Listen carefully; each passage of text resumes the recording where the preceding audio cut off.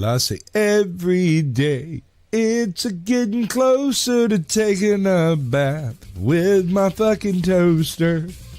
We're not qualified. Who are you? Explorers in the further regions of experience.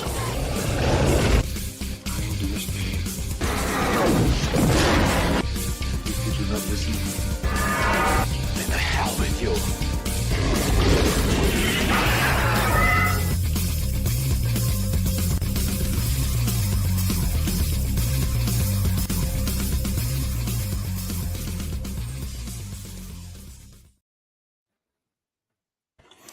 Greetings, salutations, and welcome to the 190th episode of Screaming Into the Void, the show where we talk about whatever the hell we feel like.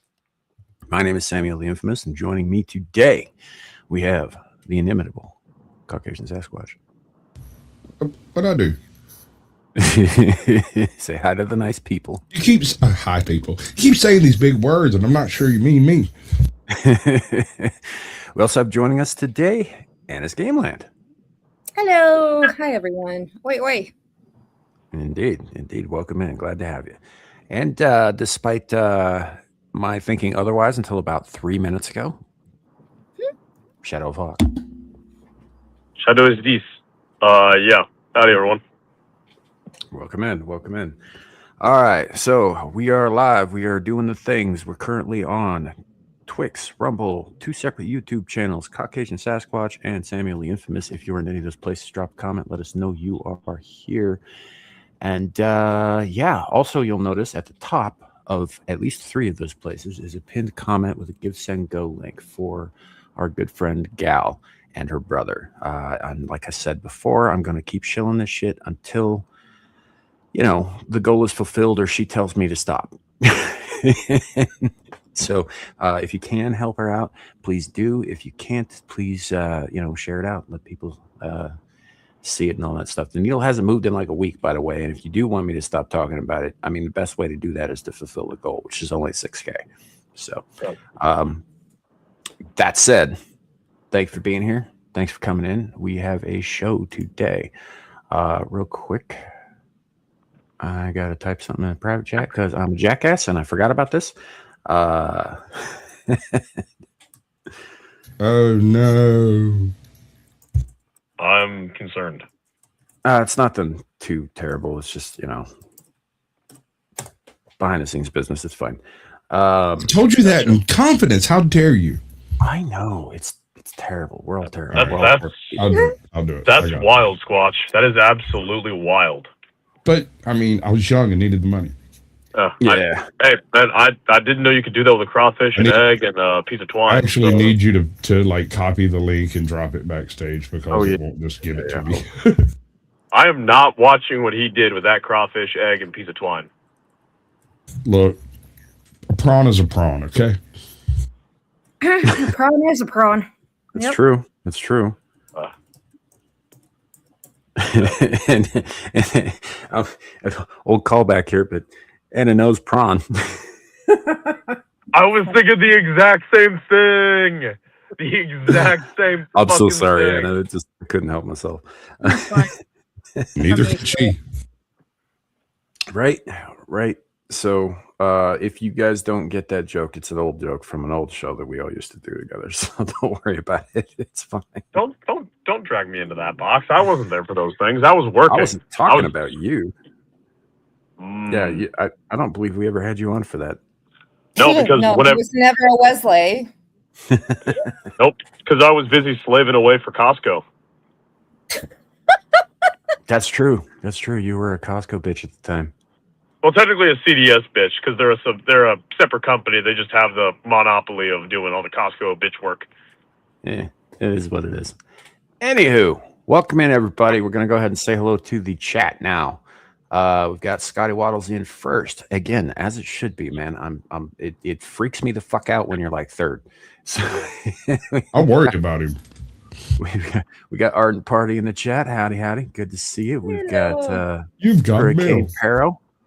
Good to see you. Aaron Laura, as always, welcome in. Hello, Aaron. Extraordinaire. We've got Anna's Gameland also in the chat, in multiple chats.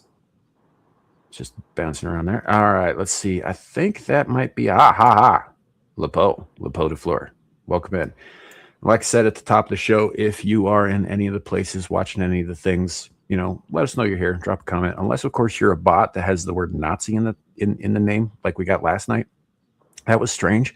And, Wait, what happened? Oh, some bot showed up with some strange link on the Rumble side. It was really weird. So, it's the only person who bothers to comment on the Rumble side. It's not even a real person. So, Weird. Oh my god, Laporte, I had the same thing happen to me. The 2009. What's the chances that they're just after an access to some bank account? Yeah, it's like, oh, we have your thing. The go and recover all your old photos from like 2000 and whatever it was, 1. Are you sure you want to know? No, and I don't remember. I mean, exactly, dude. Let's see.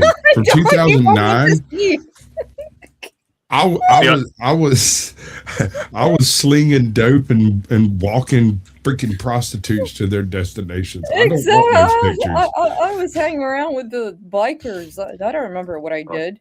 And all that stuff, yeah. In 01, I did not exist. Hi. I wasn't even a thought. His 2009 pictures is a skin knee. No, my 2009. I think those would be like pictures of me when I was living in fucking California as like a fucking like kindergartner. Aww. Yeah. Fine. You'll understand in about 10 years what we were talking about. Right? Oh, he won't. I mean, he might. You don't know what his experiences are going to be. Hell, after that long in the military, he might understand Justin Bieber a little better too. Ooh. From the inside. That is what we like to call the deployment of a biological weapon, and Canada should never be allowed to think they didn't do anything wrong. They deserve all the punishment coming for them over that one act. But Shadi, I have to ask you a question now. Do you wear socks and shower shoes? What kind of no? I mean, no. First of all, I think, Anna, we need some clarification. Do you mean at the same time?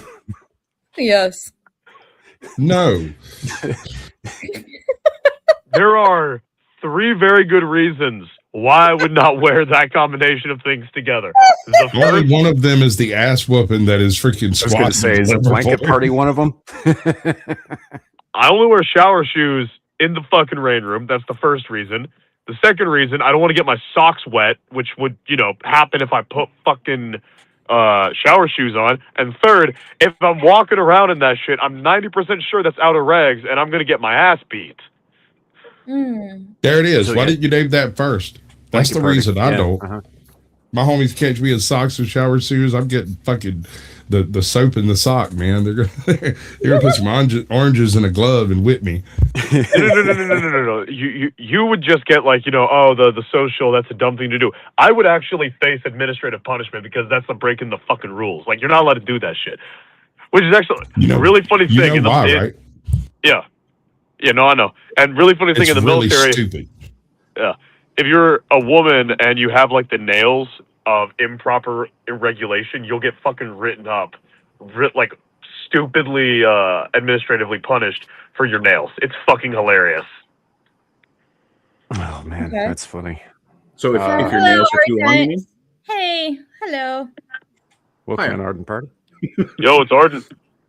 It is. I know. Coming to you straight from the Great White Gulag. Also known as Canada. Unfortunately. Yeah. So this whole nails thing, this regulation thing, I take it if the nails are too long, or what's the deal? No, so it's like the style of design. They're allowed because I'm not a female, that doesn't apply to me too much, so I don't remember exactly, but I think it's like French tips and something else are the only 2 prescribed nail polish colors you're allowed to have as a female in my branch of service. And I learned that that's out of line, sir. That's a chartreuse. That is not the proper red.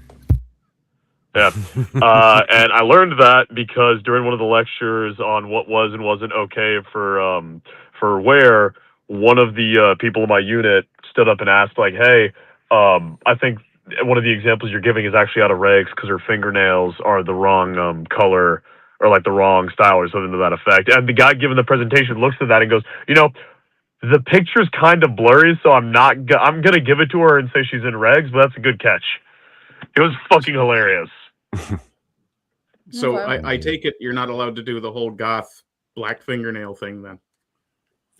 I want to rescind that. I want to rescind that immediately. Can you imagine an army of goth gay guys coming at you? That shit would be unnerving as fuck, bro. Yeah, I would just be like, I give up, I quit, I give up, give up.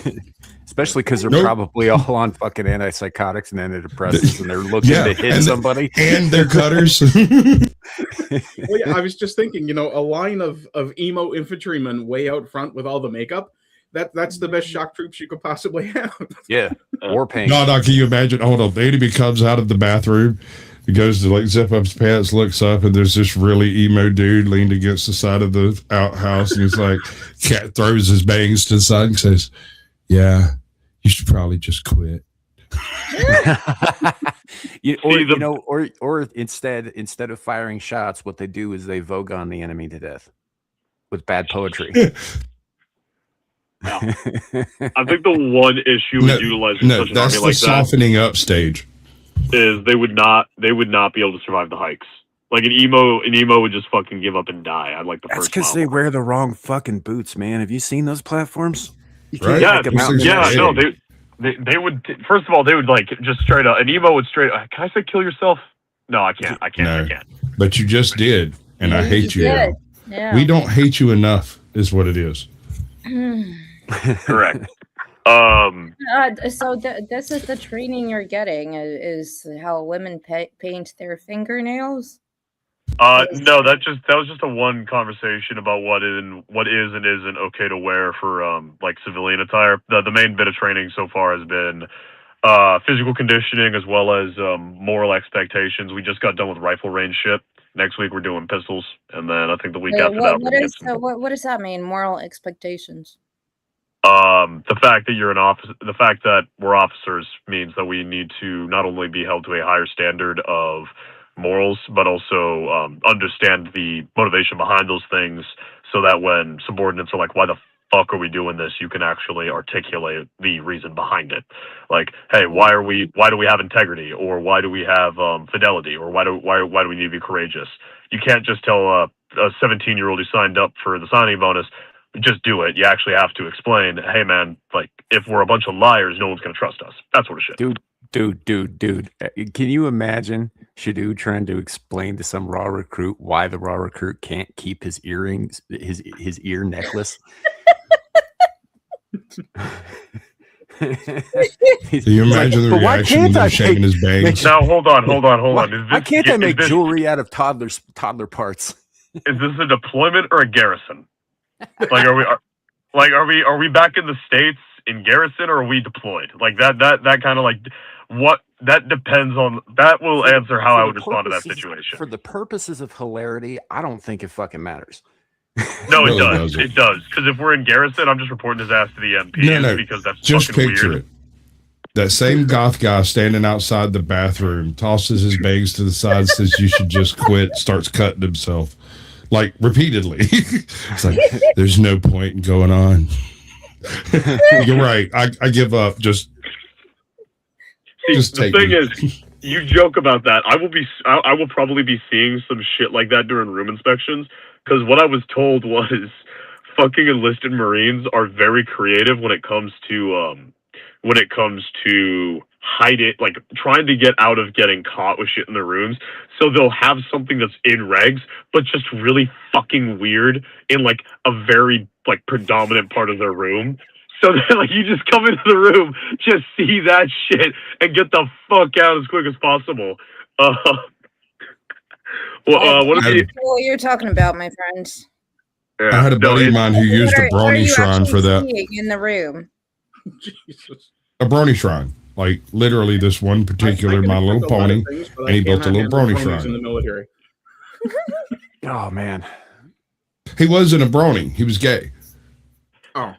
but he had stuff that was out of regs, and he kept it hid in the Brony Shrine. But because he said it was a religion, the guys were just like, you know what, fuck it, we don't even care. We don't even care what's in it. We just keep it over there in that corner, and it'll be fine. Yeah, he said that thing never got searched. He kept all kinds of madness in it. No, I'd heard a story. I'd heard a story that I can't remember if it was a sergeant or a staff sergeant, but one of them is like doing an inspection on like his freaking PFCs. Walks in, just sees a fursuit head on the desk, turns around, walks out, doesn't even find out about the guy's weed stash until a couple months later. Like there was just a stash of weed just in the fucking desk that he just saw the fucking furry head and was like, "I'm not dealing with this shit," and walked out. Oh. Yeah, but that's basically what the dude did with the Brony. Weird shit makes. Yeah. One of my favorites. I used to have what's called a bullet on your keychain. You know, it in my case it wasn't a bullet. It was a little Thor's hammer, right? And you could unscrew the head, and there was this little tube in it. And I would put like a cigarette or whatever in that thing, and then.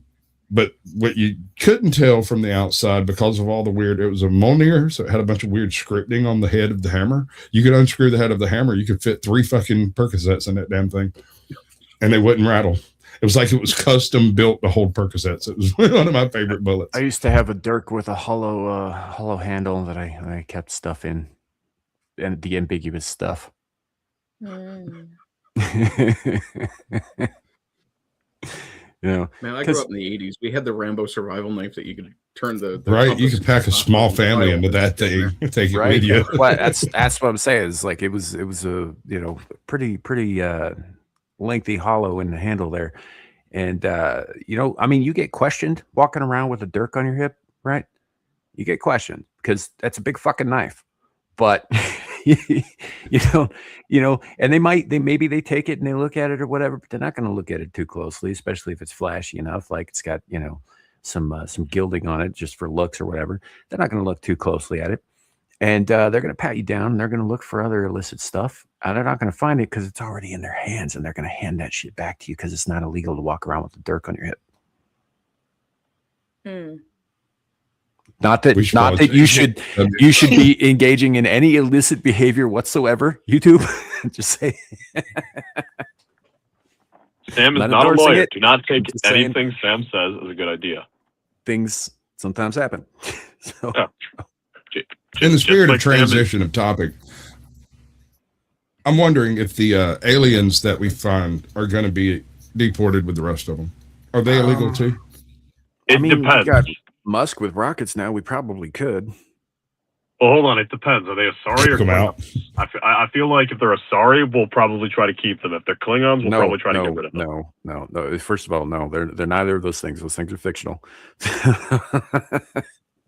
Yeah, I'm aware. Okay, let me rephrase. If the aliens are hot, people want to keep them. If they're not, they'll want to kill them.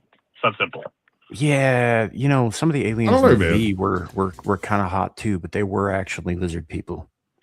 Yeah, I've got this kind of pet theory, and everybody says I'm crazy, but I was thinking like, okay, let's say aliens exist, right? They might not be from like another planet out of space type thing. What if the dinosaurs, we were talking millions of years here, right? Like, what if the dinosaurs or something else evolved up to the level where we're at now and achieved some level of space flight? And because the asteroid come out and wiped everything out, they just kind of chalked it up as losing their home world and went to the other one. And now they're coming back to check on how things are going now. And they're like, oh shit, there's monkeys. Yep. Real quick, shout out to Smooth the DJ and Gaming with Smooth over on Rumble. Just rated us on that side. Appreciate it, buddy. Hello, Smooth. So haven't seen. Welcome to the world of Samuel. Indeed. Bouncing off what Squatch just said, you realize that's a Rick and Morty episode, right? I mean, yeah, but they're not the ones who come up with it. I mean, this was pontificated about back during the plurality of worlds era. Yeah. What if I was going to say, what if the aliens are, oh, fuck. No. That also has freaking dinosaur people as part of the aliens.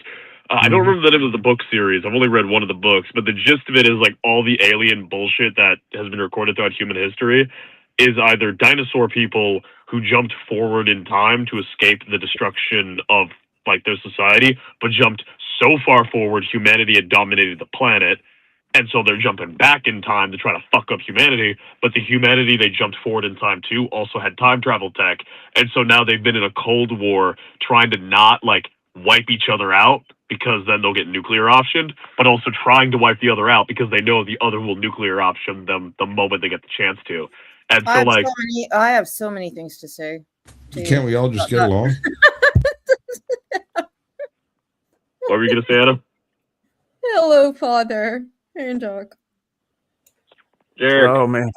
So leading into that, because the next thing that we're going to talk about, we're going to actually get into the topics, and there's a main topic today. We're going to talk a little bit about faith versus UFO files versus like the reality of aliens versus all the things. But and mostly I'm leading into this now because it's going to stop me from saying things like Shadu thinks he's going to get an Orion slave girl, and in reality she's a Gorn.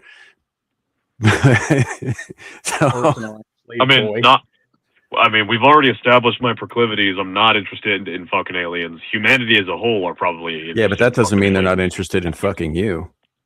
Oh God. Yeah, and who said? Sir, that is why I believe in the message of stay strapped or get clapped. 45 automatic. That is God's calendar. You're getting clapped, all right. Anyhow, auto, bro. Don't do that with an auto. Not 45 auto. No, sir. Please. Not unless it's shoulder mounted. Break both your wrists, son. We're going to go ahead and get into the thing. So this was a thing that was spread around Twix pretty rapidly in regards to upcoming UFO file drops. Or I think it was actually supposed to be this morning or late last night. But either way, I haven't actually looked at the files myself yet. That's coming, but what interests me is kind of some of the discourse surrounding it. So bring this guy up here. I had a friend that sent me a text message. I was in a meeting, a weekend meeting, preaching Friday, Saturday, and Sunday morning. And he said, Perry, can you give me a call? I have some information that has come to my attention. Of course, when a friend of yours does that you know quite well, you have no idea what information they're talking about. And I'm not going to go into great detail, but there were a large number of pastors that had been invited to go to a certain state to hear some men in the United States government and others share with them a concern that they had. And this particular man, and I'll not name him, and then we may end up doing some teachings with him or having an event at his church. He has a great church. But he said, Perry, what they're about to release, from what we're hearing, there's going to be a release concerning aliens and concerning unidentified flying object spacecraft, that some of the people who were in the meeting were telling us as pastors, you need to prepare your people and you need to get ready to answer them for what you're about to hear being released. And some of it has to do with crafts that have been discovered that are not allegedly a part of our planet, and the materials they're made of are not a part of our planet. Very strange reptilian-looking creatures and other things that almost sound like something out of a sci-fi movie or an Orson Welles book. Okay, so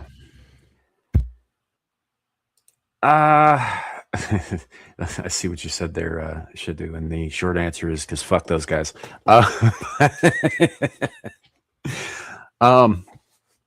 This is what's of interest to me here is, like, now I don't know this Perry Stone guy from Adam. I have heard a bunch of people in recent days talk about how, he's some kind of like lunatic or whatever. But I mean, I don't know. I don't know the guy from Adam. All I know is what he was saying here made quite a stir online. And it isn't so much about him specifically as it is about the possibility that the government wanted to prepare various like flocks, churches, and whatnot for the revelation that we're not actually alone in the universe, because it kind of blows up a big chunk of the way they believe. Now, I will preface this by saying that there is not a single piece of Holy Writ in existence on this planet that denies, and most of them don't even address, the possibility of life on other worlds. Not one. Not the Quran, not the Bible, not the Torah.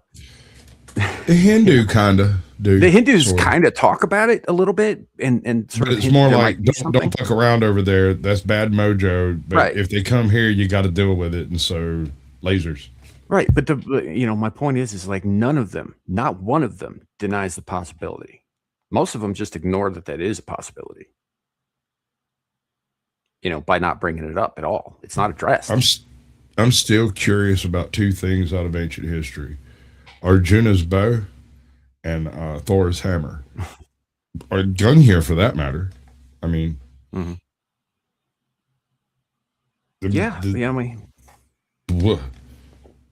all of them almost sound like directed energy weapons of a type. To a degree, like they very well could be. And what's that? What was it? Arthur C. Clarke, I think, who was talking. It wasn't Arthur C. Clarke. I can't remember who it was. Said the thing about any sufficiently advanced technology would appear to any technology sufficiently advanced would appear as magic to the uninitiated. Yes. That quote. Was it Clarke? Yep. That was Arthur C. Clarke. Yes, sir. When asked why there wouldn't be more distinct stories about alien visitation had aliens come here in the past, and that was his response, was any technology sufficiently advanced would appear as magic to the uninitiated. And we have plenty of stories of magic beings coming from the sky. True. But I'm not even talking about necessarily magic beings. I ran into a guy on Twitter the other day who was insisting that there could not possibly be anything alien. We know what those are. Those are demons, as a matter of fact, because there are no other sentient mortal beings in all of existence. And I was just like, well, first of all, you don't know that for a fact. Secondly, there's a whole period where Jesus takes off for a while, and says, I have other flocks to tend. He doesn't tell you where they are or who they are. And third, like, because he was talking about, he's like, what a cruel creator would not introduce Christ to them and all that, or would that invalidate Christ's sacrifice here on earth? I was like, no, what if he just did it the one time and then he went to them later to spread the word, kind of thing? Like that's a possibility too, right? Just discounting everything. It's like, oh, nope, it's demons and Christ only sacrificed himself for us specifically. And I'm just sitting here and I'm thinking to myself, like, first of all, by definition, and I've said this before, God's angels and demons are extraterrestrial. Not of this earth. So that's just like, I mean, if we're going to get into the nitty gritty of shit. Secondly, much as I hate to disagree with one of the great old ones, I tend to look at the aliens thing. I feel more like the Whitley Strieber communion approach, that they're actually extra dimensional rather than extraterrestrial. I kind of see how that could make sense, because the way he described his experiences were very similar to how people would talk about being either pixie led, like being led by fairy lights and things like that, or encounters with what we would now refer to as elves in the old countries. So, I mean, if you go back far enough, a lot of fairy abductions are remarkably similar in detail and circumstance to UFO claims. Yeah. So, I mean, there is that. I just stand by my previous statement that every single fairy tale, legend, myth, fable, anything from ancient history that we get directly from the old ones, as it were, are as a cautionary tale against holding truck with any non-human intellect. Fair. Sure, I could see that. Now, when we're talking about aliens in this context, I'm of course specifically referring to beings who are on or about the same level we are in terms of, like, they're physical, they're mortal. Maybe they're smarter, maybe they're more advanced, but they're not like, AI or demons in the wind or things of an intangible nature. And in fact, that was one of the things I brought up when I was arguing with this guy. It's like, what, and this tickles me all to get out is all these religious types claiming alien life is a psyop by intangible, invisible demons created by a god they say exists partially on the basis that unproven isn't disproven. That's irony, ladies and gentlemen. Yeah, no, it's absolutely hilarious when I encounter one of those types, because my dad is the kind of person to be like insert fantastical thing here is either an angel or a demon. There's no in between. There's no room for anything more creative. But he'll go, yeah, no, aliens are totally not demonic, and it makes no sense that there wouldn't be other life out there. Like, just look at our world. Octopi, if they had opposable thumbs, octopi would have built a civilization. If they weren't focused on abusing each other so much, dolphins would have a civilization. If they understood agriculture, chimpanzees would have a civilization. So the idea that there's not sentient life on other planets developing to our level is ludicrous. I have to say, I don't know about chimps. I don't think chimps could maintain stability long enough to build a civilization. I mean, in between ripping each other's heads off their shoulders and chronic masturbation, they're not going to get a lot done. Well, they say they have society based off of the fact that they have war. Yeah, another example, ants. Ants are capable of advanced architecture. They do slavery. They do race wars. They have like complicated systems. I think there's even one that kind of sort of practices mercantilism with other kinds of ants. how slavery is one of your metrics for civilization. Yeah, no, slavery is one of the signs of an advanced species, because they can go, hey, we are advanced enough where we don't have to kill everyone we just encountered. We can use them as a labor pool. Compared to what animals would do, being exterminate them all, that is a step above an animalistic prospect. It's not a good thing. This is not a support of the practice. But more of adjacent. Yeah, no, it's just a statement of fact. It's like war is not a good thing. War is absolutely not a good thing, but the ability to mobilize a large amount of resources to project war is a sign of being more advanced than something that is unable to mobilize resources to such a similar scale. It's not a good thing or a bad thing, just a statement of fact. Indeed. Well, and here's the other thing that gets to me too, is like, look, I think that there's more than likely other life, at least at our level, somewhere out there in existence. And the reason I think this is because the idea that all of the stars in the sky were created, so far, far, far away, clusters of them, galaxies even, right, were created solely to provide us light at night is kind of silly. I think God kind of answers this in his very first commandment, because there is offered no limit to that commandment. I get that. But that's also assuming that the time limit that he's given Earth, for getting our shit together before, the reckoning and all that stuff is much further out than people are saying. Maybe with a little help from friends, we can skip to the front of the line. Right. But they'd have to be friends, right? They'd have to be friends out there that exist in order for that to be a thing, which I think there probably are. I think there are probably enemies out there too, and in different things, and things that we wouldn't recognize as life, who wouldn't recognize us as life. I think it's a vast and varied universe. We've talked about it ad nauseum, man. I just never get tired. Well, I mean, the reason is Orson Scott Card and the Ender series is why we've talked about that whole life that we don't recognize as intelligent, and they don't recognize us as intelligent, and it just being a battle because. Right. Well, there's that, and there's also Hitchhiker's Guide to the Galaxy, where there is a sentient shade of the color blue. Yep. Super intelligent sentient shade of the way past us. You guys are reminding me of Orson Scott Card's book on like world building, where he goes into, hey, you want to make aliens, and then he goes into like all of the ways that aliens could develop that are just alien to human nature, like a species of basically slugs that have kind of sort of a hive mind in the fact that they just transmit information to one another by touch, kind of like the way aboleth work in D&D, if any of you have looked into the lore of that, or like just crazy shit like that, where anything could possibly happen depending on the evolutionary pathways of a planet, which means the universe is far more beautiful than we give it credit for.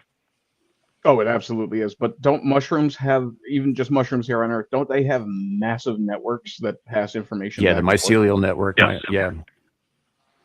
Yeah, which is terrifying, by the way, because they are not like us. Oh no. Like an alien. No, These things literally feed on death. Yes, that is why Aowa from Avatar is technically a goddess of death more than anything else, feeding upon the suffering and the warfare on Pandora. I said those blue savages deserved everything they got. Yeah, I'll take your word for it because I don't remember hardly fuck all from that movie, except that blue people were fucking their rides. Movie series. There are 2 other movies, and one of them is actually good. There aren't because I haven't watched them. Giving a shit. Point is, Sam, you would like the third one. There's a scary goth lady. There's a scary goth witch. I don't care. I'm still not watching it. You're mistaking that for interest. Just because there's an element in a movie that I might like doesn't mean that I'm going to like the movie. First of all, fair. Secondly, I don't know. I'm of the opinion that if a creator is creating, he's not going to stop creating with one creation, and it's the height of our hubris to think that he would. Secondly, the idea that a creator who writes down all the stuff he wants you to know and tells you, hey, this is what I want you to know. Maybe I add some shit later. Maybe I don't. You don't get to decide that. Right now, live by these rules that I have in this here book. Isn't doing things on a need to know basis with us also ludicrous? Like, he fucking told us everything. Come on. You know? If you think about it, the Bible was sort of patch notes for creation, right? It was like, so I did all this stuff, and here's what I did, and it's going to do these things, and some other things are going to happen later, and some of it's not going to be so great. So have fun, go forth and multiply. Right. Well, another factor is, and I didn't realize this until I was, this got kickstarted due to that Odyssey movie that's coming out that everyone's been bitching about recently. But I didn't think about this until I saw a post about that, where the Odyssey and the Iliad are technically 2 parts of an 8-part epic, that the other 6 parts were lost because it just wasn't seen as bad. They weren't seen as good enough to warrant continued transcribing, just because no one really liked them. So there could be parts of Genesis that go deeper into, like, discussing the other worlds or the other races God created. That information may have been passed to us at some point, but because some fuckface didn't think it was worth it. I promise you that it's happened, starting with the Nicene Creed. Yeah, exactly. Well, not even like malicious. Not even like I'll fully agree. I'll fully agree that there was like some malicious. Right, but it was institutionalized with the Nicene Creed. Yeah, sure, I'll agree with that. But even before then, like, I'm talking about back in Judaism, before Christ even got put up on the stick, there would have been just due to a, like, hey, do we actually need to? We don't have enough ink. We don't have enough paper. A couple of sticks, dude. A couple of sticks. All right. Yeah. Like, have some respect. Like, for instance, do you know why the American spelling of words are different from the England spelling of English words? Like, why we have missing values? Like, color is spelled different, for instance? It's because it was cheaper to spell color, C-O-L-O-R, than it was to spell C-O-U-L-O-R, I think. Also, having an extraneous letter is kind of silly. Well, it wasn't originally extraneous. It wasn't originally extraneous because the 2 letters... Because the 2 letters together would denote a specific sound, like A-E. And no one cared then, and no one cares now, dude. Yeah. Hey, like A-E had a specific spelling in the context of, like, Alfred. Like, that had a very specific sound that we just got rid of over time, and then it became superfluous. There was originally an intent behind the combination of the 2 vowels. Then just we didn't need it for the airplane thing. Too late. I stopped talking. Fuck my man. Anyway, back to aliens. Oh man. No, but that's kind of what I'm getting at. Is like, just because we weren't specifically told, right, in the Bible, and I'm only using the Bible as and maybe the extant desert cult texts like the Quran and whatnot. We weren't specifically told in those texts that there is or there is not life out there. You know, nobody said fuck all about it. It's never addressed. It said there are other things, right? And hey, some of these things are not great things. It doesn't say that there isn't other people out there. Yep. That's a fair point. So if the aliens do show up, we can in fact have a righteous crusade against them because they are not in fact built in the shape of our creator. Yeah, well, hey, hold on. I would actually disagree with that, Arden. I would actually disagree with that. My personal interpretation, or my understanding rather, is because if we're built in the image of God, then we would all largely look the same. You wouldn't have distinctions of race or ethnicity, but we have humans that look very different from each other. So then, I understand. No, that's not what. No, I'm Hold sorry. on. Let me finish the thought. Mm-hmm. It's not the actual physical appearance of what we are as an image of God. Rather, it is the fact that we are possessed of the ability to think and to create. That makes us in the image of God. We aren't just automata. We aren't just animals. We are alike to God in the fact that we are also creative. Not that we look like God, because if we looked like God, you wouldn't see it. Men and women would look exactly the same. Africans and Europeans would look exactly the same. There wouldn't be a visual difference between us all. We would all be carbon copies. Mm-hmm. Yeah, I can see where you're coming from there. Now, that said, if a sentient fart cloud were to show up on Earth, I think we could fairly say they're not built in the same shape as our creator. Mm-hmm. I'd say this.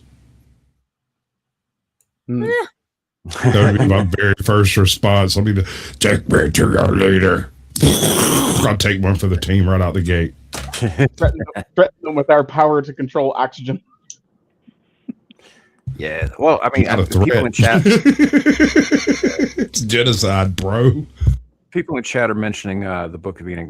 The Book of Enoch mentions certain things that you could construe that way, yes. But as far as I know, the Watchers were a choir of angels that were stationed on Earth to monitor things, and they got a little too involved. And they did some things. And they did some things, and some things happened. And then if you read the Book of Giants, which is sort of a slightly different perspective version of the Book of Enoch, the offspring of said Watchers, the Nephilim, are actually the reason for the flood, not the wickedness of men. Yeah. Right. That's why he gave the covenant, was that we're going to finally exterminate these things all at once, no more monsters, and from now on it's just for people, and that other asshole. On this world. Right. Yeah. There's no guarantees about other worlds and stuff. I don't remember reading none of that. Right. Well, and that's kind of what I'm getting at. It's like we don't have any idea what if God set this whole thing up to be like an ant farm battle, right? He's got us over here thinking we are the soul creations and we are the made in the image of God and only us. And then he went and told the same thing to somebody else who's shaped different. And just waited to see what happens when we meet. What if this is all like Warhammer 40K?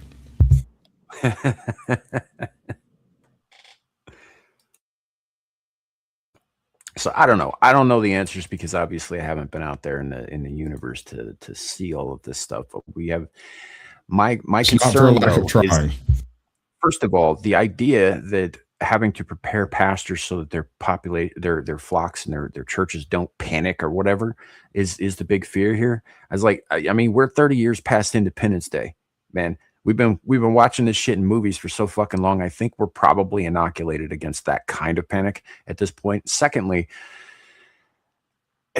just like why would you need, if you've been telling your pastor your flocks for however many long that God has a plan for everything, then would they not also assume that God has a plan for this? And like I said, if you actually read the goddamn Bible or the Quran or whatever else you want to look at, it doesn't say anything to the effect that you are the only thing in existence that matters. No, actually, it says the opposite. It says that we were put here to be responsible stewards of the rest of God's creation. Yeah. Which, by the way, includes not burning it down. But first, for those of you 40K guys, we are to be fruitful and multiply. There was no limit placed on that first commandment. Go. Oh, sure. There's a whole lot of empty space out there, bro. Go get it. But I guess my long story short, long-winded approach short, I guess. Way too late for that. There is no reason to even believe that the existence of tangible, physical, mortal alien beings from other planets in any way contradicts your faith, because it doesn't.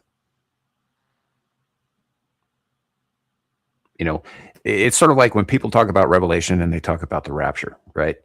Those are two separate things, and one of them was made up in the 18th century by a girl who was schizophrenic in the middle of Kansas. And that would be the rapture. The rapture's not a thing, by the way. It's not in the fucking Bible. Just saying. But what's funny is every time you start talking about the rapture in church, somebody tries to hand you a viper. Right. I would, if people start getting sucked up into the sky in beams of blue light, I would think aliens first. I'm sorry. I would think no. You heard the good news. I didn't say burned down by beams of blue light. I said sucked up into space. Would you be able to visually tell the difference? You know, the closest it gets is to that. It depends on how fast it moves. I mean, that's a fair point.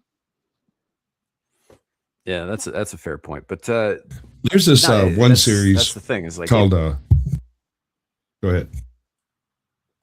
Oh well, there is no evidence for the rapture in the Bible. It doesn't happen. It doesn't exist. It's not referred to. The closest they get to is there's a passage in Revelation where it talks about the faithful rising up to meet the Savior and then coming back down with him. You know, that kind of sounds a lot like that fucking boat of toenails. Kind of. Yeah. You know what I mean? Second what? I mean, because like, hell was kicked out of Valhalla, Asgard, the whole nine, right? And she assembles was his name, Myrmidon or whatever his fucking name is, his toenails, and the one that made the world. They used to make the world. Mimir? Yes, that dude, that motherfucker, right?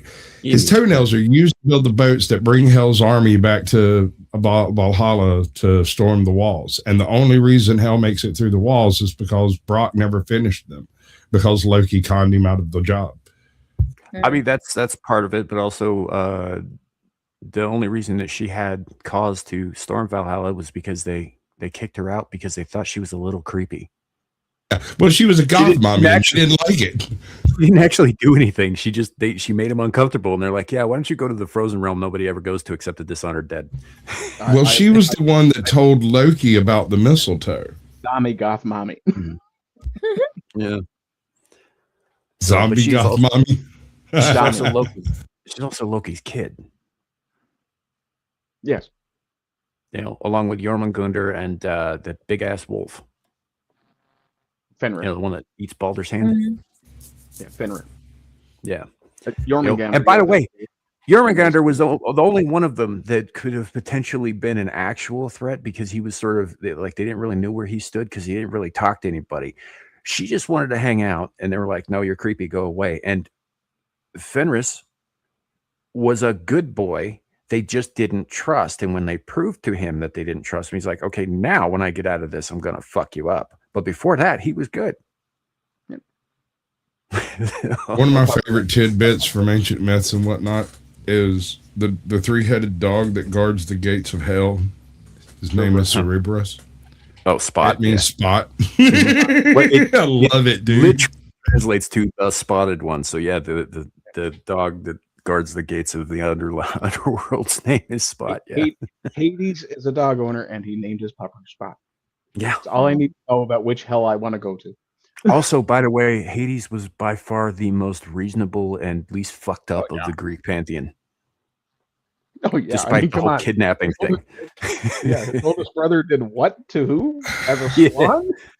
Well, right. I mean, there was that whole Demeter thing. You know? Like I said, not including the kidnapping plot and everything. It's a bit problematic, sir. It's a bit, but it's also the only thing he ever did that you could put in that category of like, Jesus, what's wrong with this guy? Whereas and he was lonely. This was breaking fucking records on that account every other day. You know? Now, to be fair, ancient Greece was a warrior culture, and that was one legitimate way to get a wife. It was just to go and take one. Mm-hmm. That's true. That's true. Unless you're a god, and then you just go and you take what you want from them, you leave, and then they, yeah. Who's the guy that interprets biblical scripture from different mythological perspectives? I can't remember. He does a bunch of shorts where he's like, I think we're living in an apocalypse based around Loki's manipulations. And then he's like, how's that? He's like, well, you know how Lucifer basically resembles the physical description of Loki, you know, with the horns and all of that shit. And you know how when you're talking about the apocalypse, they come on the 4 horses and you describe the individuals on the horses, and it actually sounds an awful lot like some of the guys from Asgard. You know, some of them folks aren't nearly so cuddly. Well, I mean, I kind of get that, although when I think of the Loki resembling Satan thing, that's more of a invention of Stan Lee than it is of the Eddas. But the more accurate one would be either Cernunnos or Pan. Yeah, probably a combination. Well, sure, yeah, but his interpretation is that once Loki managed to subvert the belief in other gods utilizing the Christian mantle, he subverted the belief in God as well, basically rendering all except for those who believe in the scripture but can't prove or disprove and don't have any direct line to God, might have a direct line to Loki / Lucifer, Satan, the morning star, and various other things, right? Like they're all the same trickster thing, and Loki. Well, sure.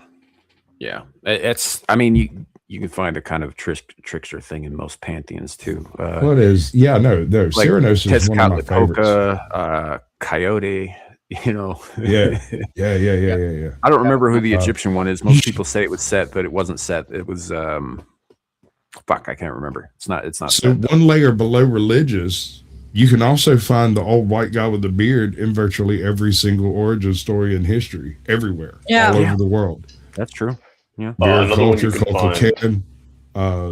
can find is Mannesman, Maxim, Magnus, all of them. The Jade Emperor. They're all old white guys that came from the ocean. Another thing attached to like the ocean stuff is like usually some kind of, usually large, but just in general serpents attached to the oceans. Like Jormungandr is basically a ginormous fucking dragon that lays in the waters of creation and blocks off the chaos outside of creation from coming in. He's actually a really good guy. It's just that eventually he gets pissed off with everybody being a bitch and comes in on the whole Ragnarok thing. And when he moves, the entire world shits. Yeah, but he's not the only example of a giant like water snake. There's also Leviathan. There's Tiamat. The Mongols had stories about like water snakes being very, very dangerous. The Japanese Asians have the Naga. I kind of get where you're getting that from, but like Tiamat's not in the same level as Leviathan and Jormungandr. Those two are massive, immortal, like very powerful serpents. Sure, Tiamat was a goddess who just happened to choose to look like a dragon.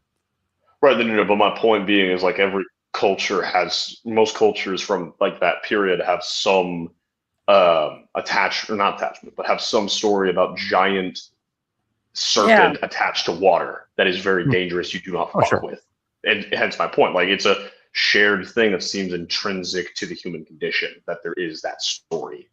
Well, sure. So either A, everyone saw that shit, or B, there's something deeper going on.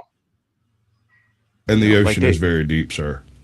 Like part of the myth of Scylla and Charybdis, right? They're never like in the myths. They're not really defined. Like they're not really described very well. But it's assumed that Charybdis is some sort of sea beast, and Scylla is something that lives on the rocks in conjunction with them. What they actually are was a whirlpool that happened to sit in the strait. That was very pointy with the sharp rocks and stuff. But the reason it happens is there is space at the top and less space in the middle, and then space at the bottom. And so the water that goes through in between the top and the bottom is a little denser than the surface water. Sure. And the eddy that is created either goes right hand or left hand based off of which way the current's going. And when it goes, I think left-handed, when it goes left-handed against the Coriolis effect, it just breaks up and is perfectly saleable, no problem. But if it goes right-handed with the Coriolis effect, from that point until the tide changes, you can't sail through that straight on a trireme. Sure. But you can imagine how ancient peoples might see that as the maw of some great beast. I mean, you say ancient people, but don't we do the same thing right now? 100%. Doing exactly the same. It doesn't matter if you're ancient or not. Exactly. If you're in YouTube, up, everything goes backward. I only mention ancient peoples because in this context, it was the Hellenics who believed that whirlpool was some kind of beast. A literal monster. Yeah. That's why it wasn't there all the time. It had other shit to do. Is YouTube not the modern campfire for storytellers? Pretty much. Yep. And what is what is the oldest and most sacred thing that humans have done? It's tell stories. Fire. Oh yeah, right. Our entire existence is based on stories. Yeah. Yep. Some true, some not, and some are fictional but meant to teach a lesson. Like, it doesn't really matter. But stories are essential to being human. Mm-hmm. And there's that whole Prometheus thing, dude. Like, there is in every culture some archetypal heroic act that typically in a lot of cultures it is the acquisition of fire, whether the gods cast it down or someone stole it or it was shared by a companion or whatever it was. The access to fire is often part of a religious doctrine that involves a person who was an absolute fucking unit. Yep. Specimen, even let's look at it today, right? So the Victory Day today, 9th of May, which is a big thing.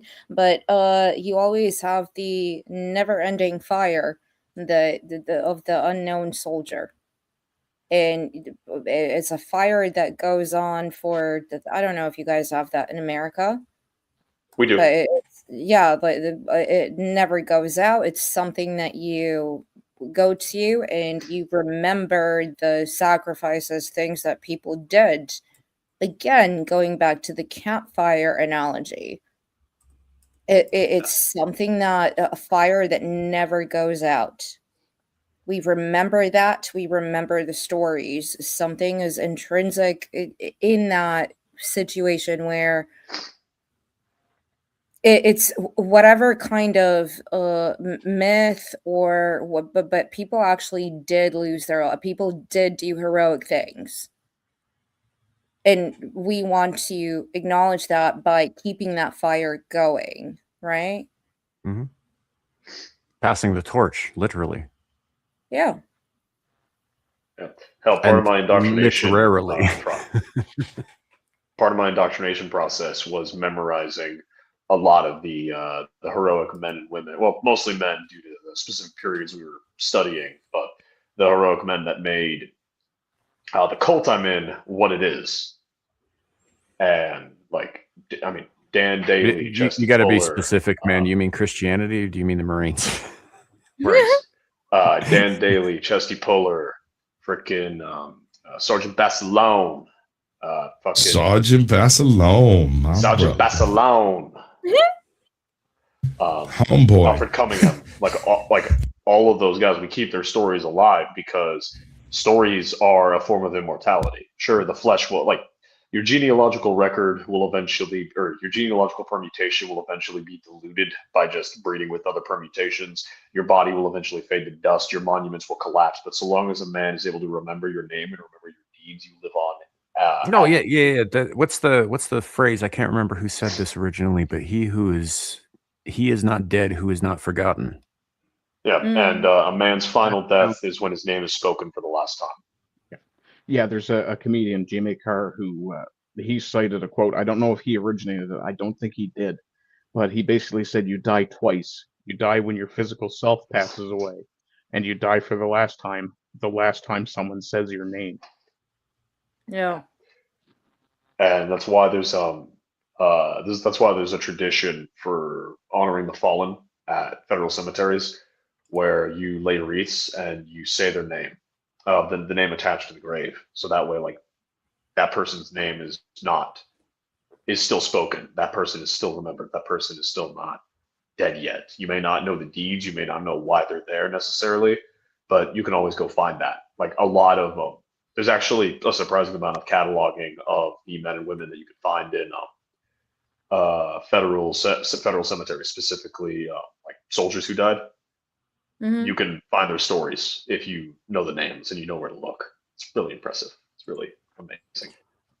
Arctic Timberwolf is saying, I call bullshit. Everyone knew how to make fire with flint as easy as flicking a lighter or striking a match. There was a time when the only way you would get fire was if you were close to a lightning strike. Yeah. It was a long time ago, but yeah, at some point somebody took a stick that was burning from some natural thing like that and I have a kept theory it on burning. that one. I don't think that's how it happened at all, sir. Somebody poked lava flows with a stick. Yes. I firmly believe, after looking at everything from history and the stories and the dragons and all of everything, our original story does not begin in Africa. Our original story begins in an island or a cluster of islands off the coast of Africa that have since been subducted or are just gone. And our evolutionary pressure that created us put us in close proximity with a constant source of flame that was at least manageable enough to stay over there most of the time, right? Yeah. Something like the Kilauea, something like that, where we evolved for a couple of million years, hanging out next to a river. Something so magical and so mythically magical about fire. I mean, we don't talk about water that way, do we? No, there's something about fire. It's almost like it is arcanic. There's something. Well, we do talk about actually sitting in, like who out of us on the panel can actually, start a fire? I can. With nothing. I can. With just no tools. I was a Boy Scout. I can. Yeah. Yep. Go up in a swamp. I can start a fire underwater. Like, try me. But there's something about it that, like, even when you try. Oh, sure, certainly. The first person who was capable of making fire using a couple of rocks was immediately the town wizard. Exactly. With no discussion. Yes. Yep. Yeah. Imagine the traveling people, right? Once you had the ability to make fire and other people didn't, you would be able to go from location to location without being attacked, because you could bring the gift of fire with you, which means welcome anywhere. It reminds me of that episode at the I want to say it was in Atlantis Rising in Stargate Atlantis, where Shepard meets Taylor for the first time, and he was like, we're talking about trade, so he brings out a fucking a Zippo, and he's like, well, we can help you with some technology stuff, and she pulls out this thing that shoots like a laser beam into her torch and lights it up. She's like, oh yeah, we mastered fire a long time ago. Right. One of my favorite lines in all of the Hitchhiker's Guide to the Galaxy is when they go to the planet with all the freaking armpits, right? When they're talking about that, the radio broadcast that he hears in that little bit says something about, and the trick is bump rocks together, fellas. I mean, it's true. They got to be the right kind of rocks, but yeah. Yeah, sure. But if you do enough of them, eventually you'll get lucky. Sure. Bergen watches right twice a day. I mean, it's the same thing. It's the same thing with like iron, where for most of human history, we were running around like trying to make a better metal. We were making alloys out of inferior rocks just because, like, well, this rock together with this rock makes a good rock. But then we figured out iron, and we're like, yo, we just need the one rock. Bro, we can restructure our entire civilization so we don't have a second Bronze Age collapse. Or we can just get addicted to petrol, one of the two. And we chose the latter one. I mean, so there were two Bronze Age collapses. First of all. Sorry. Go ahead, Sasquatch. I'd just like to point out that a nuclear reactor is still us just banging rocks together just at a really high level. They're just real special rocks. Clever banging of rocks, to be honest. Very carefully banging those specific rocks together. Yep. I actually have a joke about nuclear reactors. I'm gonna piss off one of the people on the panel with this, but Chernobyl's. Yeah, I know that would be me. Yeah, go ahead. Yeah, Chernobyl's not proof that nuclear reactors are dangerous. It's proof that communists can't boil water. That's not Reliably. I am bracing myself for the angry Russian right now. I got a question, and I've never gotten a straight answer about this. Everyone I've ever asked this has always given me a look like I'm nuts. So we've got this elephant foot hanging out over there, right? It's slowly melting its way into the water table below Chernobyl. It'll get there in the next 500 years or some crap.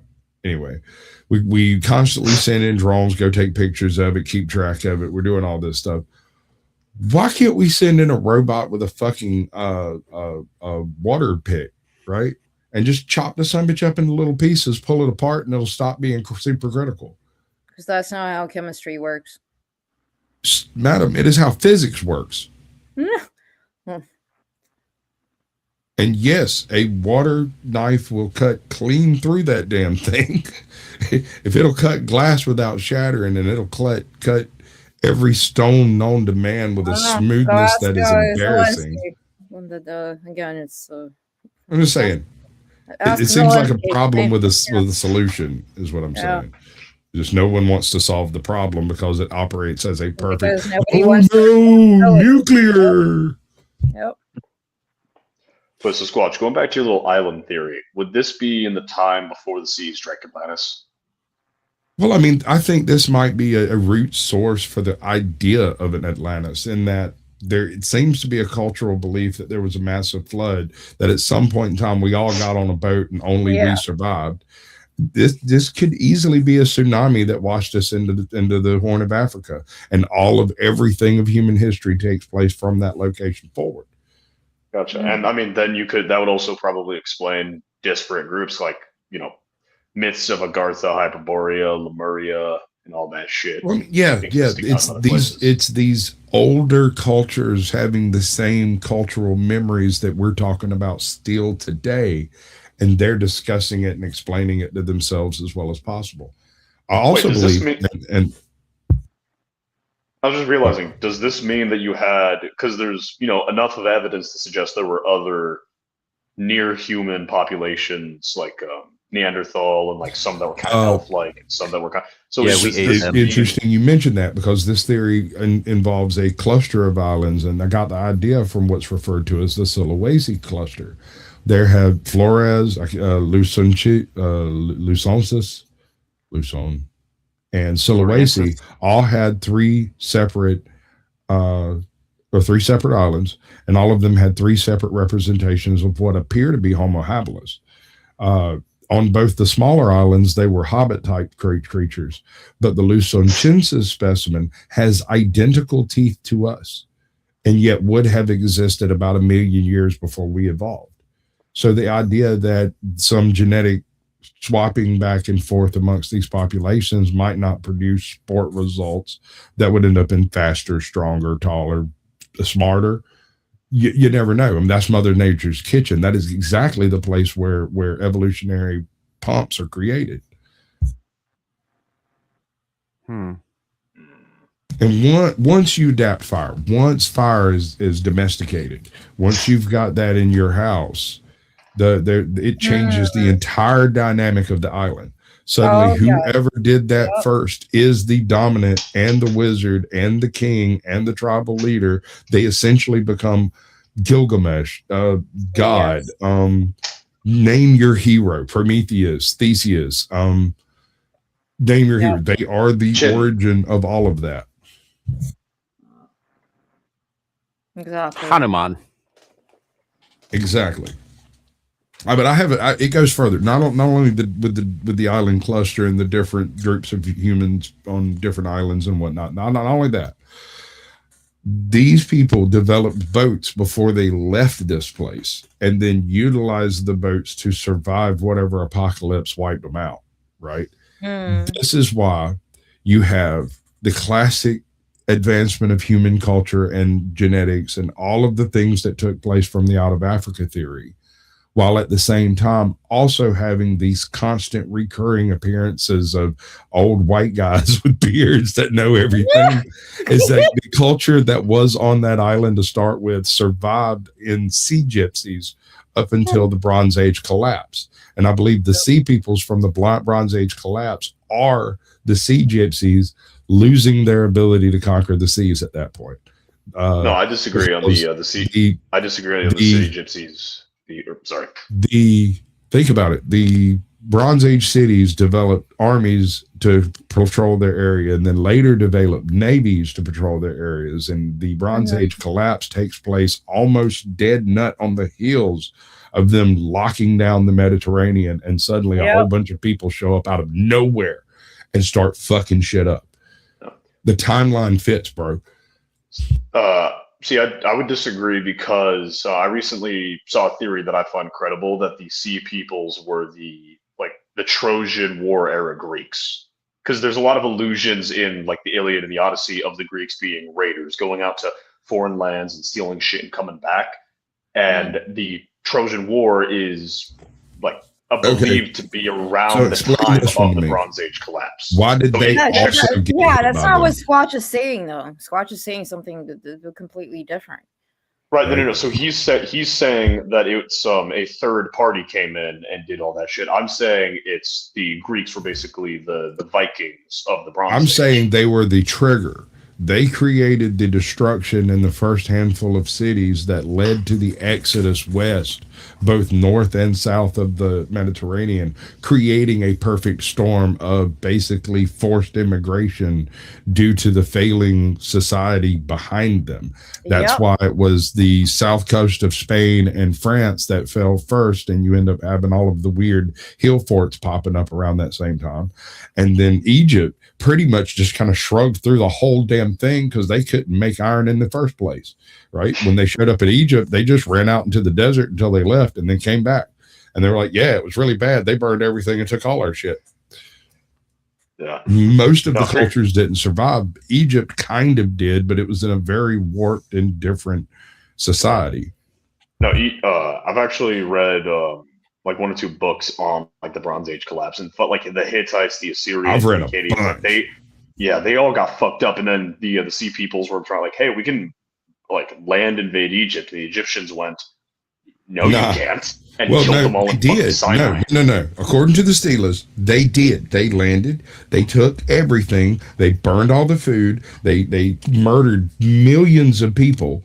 And then they left. But what they didn't get were the people up the Nile that are in Upper Egypt, basically the second echelon of rulership. And they basically just went, oh, look, cool. The bay's open again. We'll just move in over there. Like Upper Egypt? Well, yes, the transition between like, I think the first dynasty and the second dynasty is the Bronze Age collapse, something like that. Or second dynasty and third dynasty, maybe. But I think the first Bronze Age collapse was a transition between the first and second, because they got fucked up then too, real bad. Everybody. Or the first and second recorded ones, because as we all know, there was a time before the Sons of Arius. Each of the cities had their own time. They collapsed kind of randomly throughout their histories, on and off. But the fucking shit. I'm getting them mixed up now that I'm thinking about both of them. Damn it. I just like to point out real quick here that I love the fact that Shadu is having a very serious conversation about the possibilities of ancient history in a very real contextual sense. And he keeps saying things that came from a Texan in the 1920s. Right? It's a pattern. Once, who made most of that shit up, by the way. Right? Well, no. He based a lot of it in partially real history and then he made a bunch of shit up. He knew. Right? No, but the terms we don't have terms for these groups that existed before current recorded history. We do. You just aren't. Yes, we do. Antediluvian is one. Mm-hmm. For the ones that we don't know about is what I'm saying. For the ones we don't have any information about, because there is the potential for a time before current recorded history. Because what we know about the Bronze Age, 100%, but we don't have records of those people because whatever trace of them that was left was gone by the time we got there. Yeah. That's not entirely true. There is one group of people in Sri Lanka, I think, that have this really weird origin story where they claim that they used to be part of an worldwide distribution of boat people. And according to this particular mythos, these are the sea gypsies of Sri Lanka. I think it's Sri Lanka. What's that little island off the bottom of India? Yeah, it's Sri Lanka. Sri Lanka. Yeah. Okay, yeah, over there. They tell this story about how a long time ago, before any of the nations or any of the people that are on the land were on the land, that they used to just sail around the world and there was nobody. It was just all open territory. There were no people, and that it was against their religion to make colonies, and so they were really only allowed to stop, get water and food, and like hunt the freaking edges of the continents, and it was against their religion to make colonies. To this day, these people do everything they can to not leave their boats, but at this point, because they, as a ship of the sea and in international waters, they have to have a registration of some sort. They always, that once a generation, each one of these families brings in some random dude that they find who's well documented and can go on land and go do all the business that needs to be done on land. And if a family doesn't have that, one of the sons sacrifices himself to the land and goes and does all of the paperwork, but is no longer allowed to live on the boats anymore. And these people kill themselves. They do not make it in modern world. When they leave their culture, they are so despondent and deeply shocked by the culture shock, apparently, that I know of only 2 that survived into their 60s, and almost all of them walked into the sea at some point. I can believe it. I've seen, well, not suicide, too late to not say it now, but I've seen people not do that to themselves, but not Mennonites, Hutterites, when they leave the colony, they experience what might as well be classified as temporary insanity that lasts, if they're lucky, not to the rest of their lives, but definitely for the first few. What is a Hutterite? Think kind of like Amish, but a little more Luddite? Amish essentially, but they're more like Amish, but more so. They don't call us English. We're literal demons. No, they're accepting of modern technology, but not outsiders. The religion is the important thing, really, for them. Oh, so they're cool with electricity. Just fuck the guys who brought it to them. Right. Pretty much. Right, so I can get down with some of that, dude. I'm going to build me a ziggurat in the desert and have me a 50-acre spread of cattle. I'm not starting a cult. No, you've already got a plan, clearly. But I'm not allowed to start a cult. I promised my mommy. I made no such promise, though. Promise to your mom. Well, I mean, we can debate on who sits on the throne on top of the ziggurat. I mean, it's got to have a throne, right? It'd be wrong to build a ziggurat out of containers and earthworks and gabion walls and, sandbags and not have a sun throne. And naturally, if we're going to do this, right, with the computer programs we have today, we can pop out just your average everyday laptop and figure out our celestial alignments down to the millimeter before we ever lay down the very first trench. I think I've got an app on my phone that'll do that. Right? That's what I was thinking, too. we could do some really esoteric bullshit just for shits and giggles and never tell nobody about it. Figure out where to lay through the walls. Now, Squatch, I have a question for you. In the desert made out of shipping containers. And gabion structures. Now, Squatch, if last a million years. if the petrol age collapses and you happen to find a giant glass pyramid in the ruins of Memphis, do you have to put a throne on the top of that, or can you just hang out in it? Absolutely not. That's totally different, sir. That is more of an Egyptian affectation. I'm speaking actual freaking Sumerian, a ziggurat. I've been looking at ancient settlements of various descriptions: Mayan, Incan, Aztec, Toltec, your Mesopotamian outline. Harappan culture has a really, really amazing floor plan layout, but nothing like a ziggurat or a temple, nothing like communal like that, right? Some of the South American cities have some really cool ideas on how to manage land and farming. And so some of that's going to be adapted. Some concepts from the Celtic roundhouse of the Stone Age is going to be adapted, and a handful of like Eastern European. And I haven't really gotten into the Asian and Mongolian type things. And I've been all through Indian stuff. There's a few really neat things over there, but they can't really. They're more artistic. Like they've got these big ass holes that they've excavated. They've got staircases that go down into the bottom so that you can get water regardless of what time of the year it is. I want to do some stuff like that built into the environment, and then build everything as part of the environment. And then I want to flood the whole fucking thing. Off the top of my head, I get this image of you basically adapting like Cossack horseback archery technique to llamas, so you can do it on the side of a mountain. So no, I'm thinking more along the lines of there's a couple of areas like, okay, you're in Wyoming, you've done some driving across like the Badlands over there and shit, right? And walking, yes. Okay, fuck the walking part. Nobody wants to hear about that. That's just torture. Okay, so the landscape shapes are virtually identical from where you're at to like middle, call it Eastern Utah, Eastern Colorado. I know these are wide apart, but they have the same shape, if you catch my drift. Like basically, the plateaus and the playas, do have to take and into account that there's a giant fucking mountain range between me and Eastern and Utah. Yeah, I got you, dude. I get it, but I mean, I'm just talking about the elevation changes. One of the problems in the desert Southwest that it's a desert, but that it's A, made of aquarium rock, and B, is shaped wrong.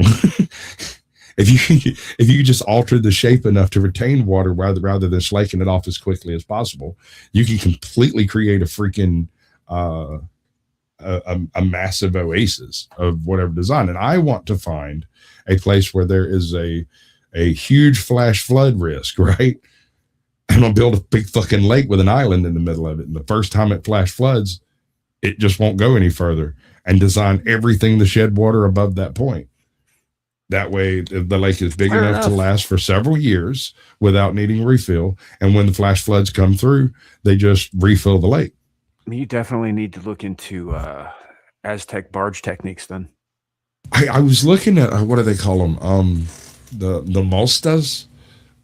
These are basically big flat bottom boats that you build, and you drag it out into the swamp, and then you fill it in with mud, and it sinks the boat, and you use the boat as a frame off of which to grow willows, and the boat decomposes, and all the mud in the bottom of it becomes a big berm, and you basically use it like a sure raised bed. It's just fucking they're amazing, dude. I totally get that. What I was referring to though was tells me like Tenochtitlan and the construction on top of the lake, because the petrol age collapse, you'll just occasionally get like, can he not hear me? Sasquatch. Is he just going to keep going? Him building the perfect idyllic city.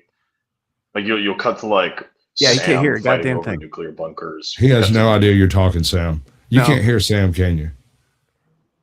No, I can't. Fuck. Pop out and come back in, bro. All right. Try it again, bro. So what I was referring to more was the construction of Tenochtitlan, because they constructed these floating barges that did not, in fact, go down to the bottom. And then they built their stone works on top of that literally floated on top of the lake. They were excellent at it. Mm-hmm. Okay. So I've got a few spots that I might have looked a little bit too far into this. The whole concept is to utilize the landscape as it is, right, and use the playa surfaces as a zero for each tier, right? Take a look at like any freaking South American city on a hillside, and you'll get an idea of what I'm saying, but writ large. We have modern technology. We have the modern equipment to do this type of stuff with. I say go big or go home.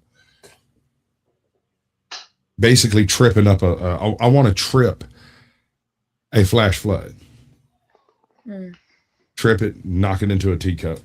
Now that teacup might be 27 acres, but I mean, best way to do that probably is to accelerate snow melt on a at a higher elevation that goes into the floodplain, right? No, sir. No.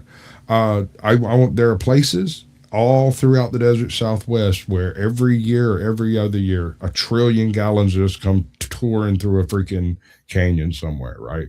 People get killed all the time by these things. Oh, sure. I want to specifically purchase land there and adjacent. Yeah, but that water's not just like, that water doesn't just like hang out there waiting to flood. Usually that comes from a torrential rainfall somewhere up canyon. That's right. And it's and in every case it's upstream, so to speak, their watershed, right? And so what you're looking for specifically to pull this type of thing off is an area that has an enormous freaking watershed, that all watersheds to a central points where multiple flash floods a year take place.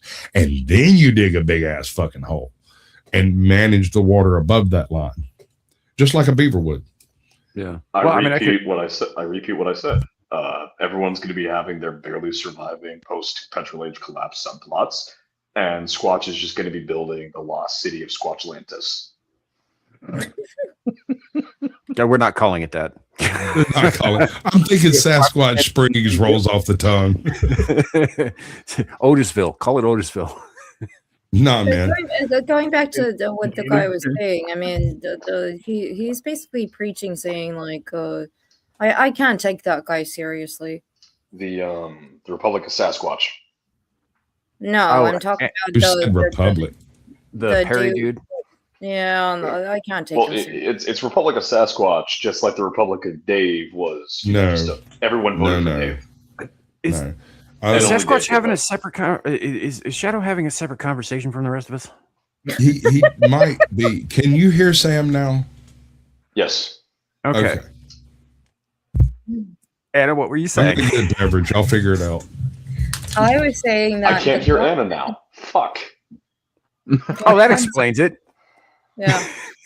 Can you hear me now? But no, what the guy is saying, I can't take everything about that is just ridiculous. Oh my god! Oh, now we have aliens. Now we have this, and I'm some preacher dude. No, I can't take you seriously. Get the fuck out of here. Which can I ask which part you don't take seriously specifically? I mean, I understand like in general he seems sort of panicky and like he's like, oh my god, this thing that they told us they were going to release a while back, it's going to be big dire news, and we all got prepared to prepare you, kind of shit. I get that being fucking ridiculous and very theatrical, but the is it the idea of aliens or the idea of this specific pastor?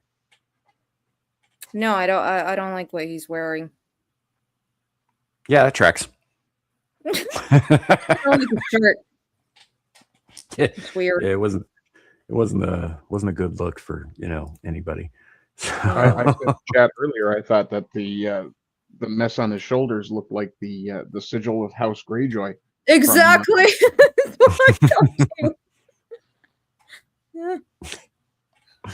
Fair enough. If you're gonna preach to all of us, at least look the part.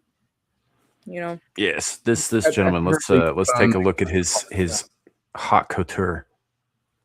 No, I'm sorry. No, more like house couture. Yeah. I'm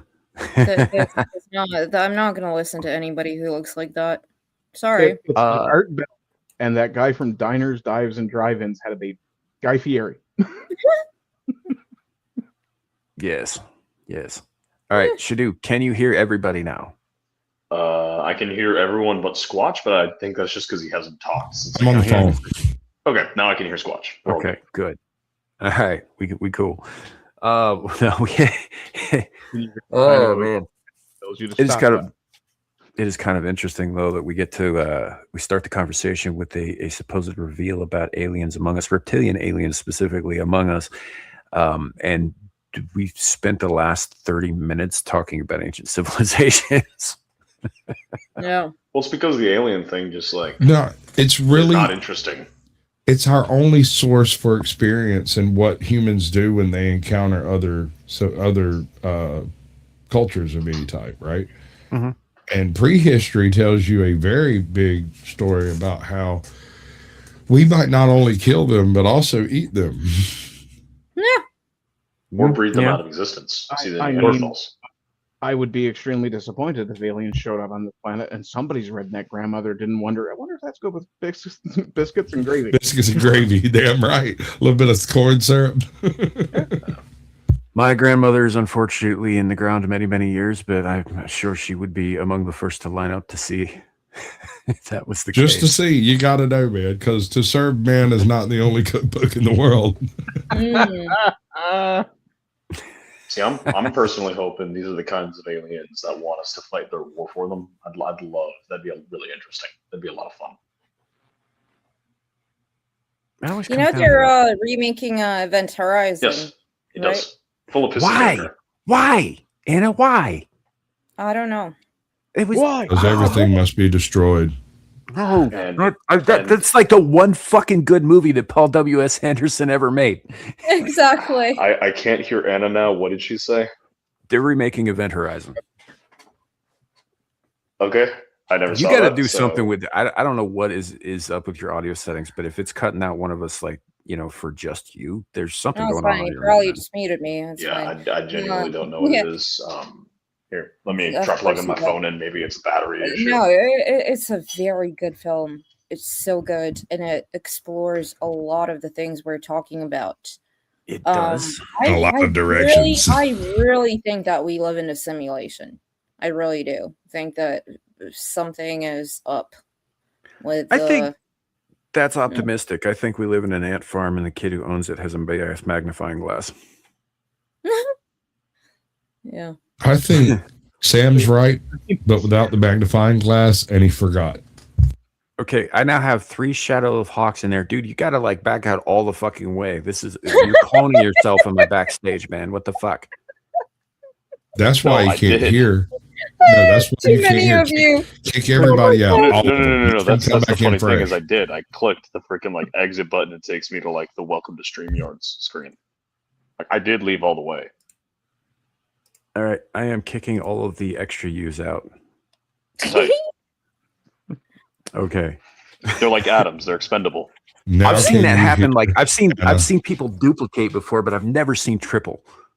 No, I've never seen that too. I have. I've never seen triple shadows. That is not a fate you want. You do not want a fire team of me getting at you guys. Yeah. Nobody said anything about a fire team. We're just, Yeah. There's a lot of you in one. Fire team size formation. That is a danger area. Yeah. I'm not so much concerned about that as I am about all the spurting. What the Sam, what you were saying? Wait a second. Could you imagine 3 shadows arguing with each other? Yes, No. I can. Stop it. No, I can't. Sorry, Anna. That would be very tasking for my brain. Indeed. Arguing over some point in Nietzsche that none of them understand.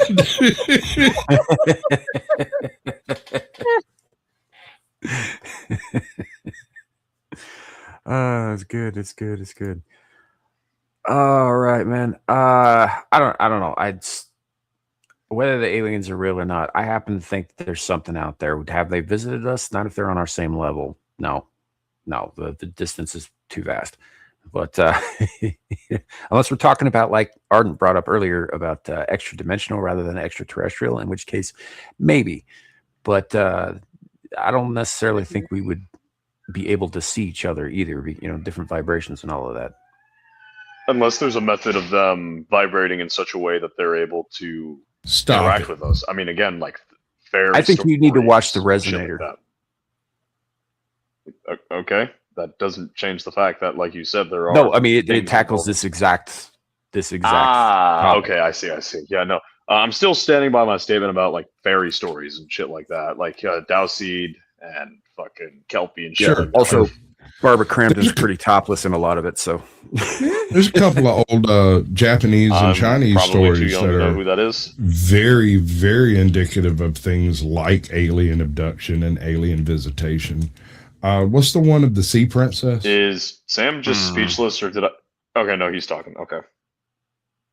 Can you hear me? No, sorry, no, because you went silent. I'm like, fuck, am I having technical issues again, or is that just Sam? Yeah, you are. Stoic? No, I was listening to the other person's participating in the conversation. It's a thing we do. Wait, hold on. Squatch, speak. You can't hear me, can you? I can't fucking hear Squatch. What the fuck? Hold on, let me turn off my fucking headphones. Maybe that's the problem. This is getting ridiculous. Is he using an iPhone? Dude, I never do anything to fuck with StreamYard settings. Oh man! All right, we'll just carry on without him. It's fine.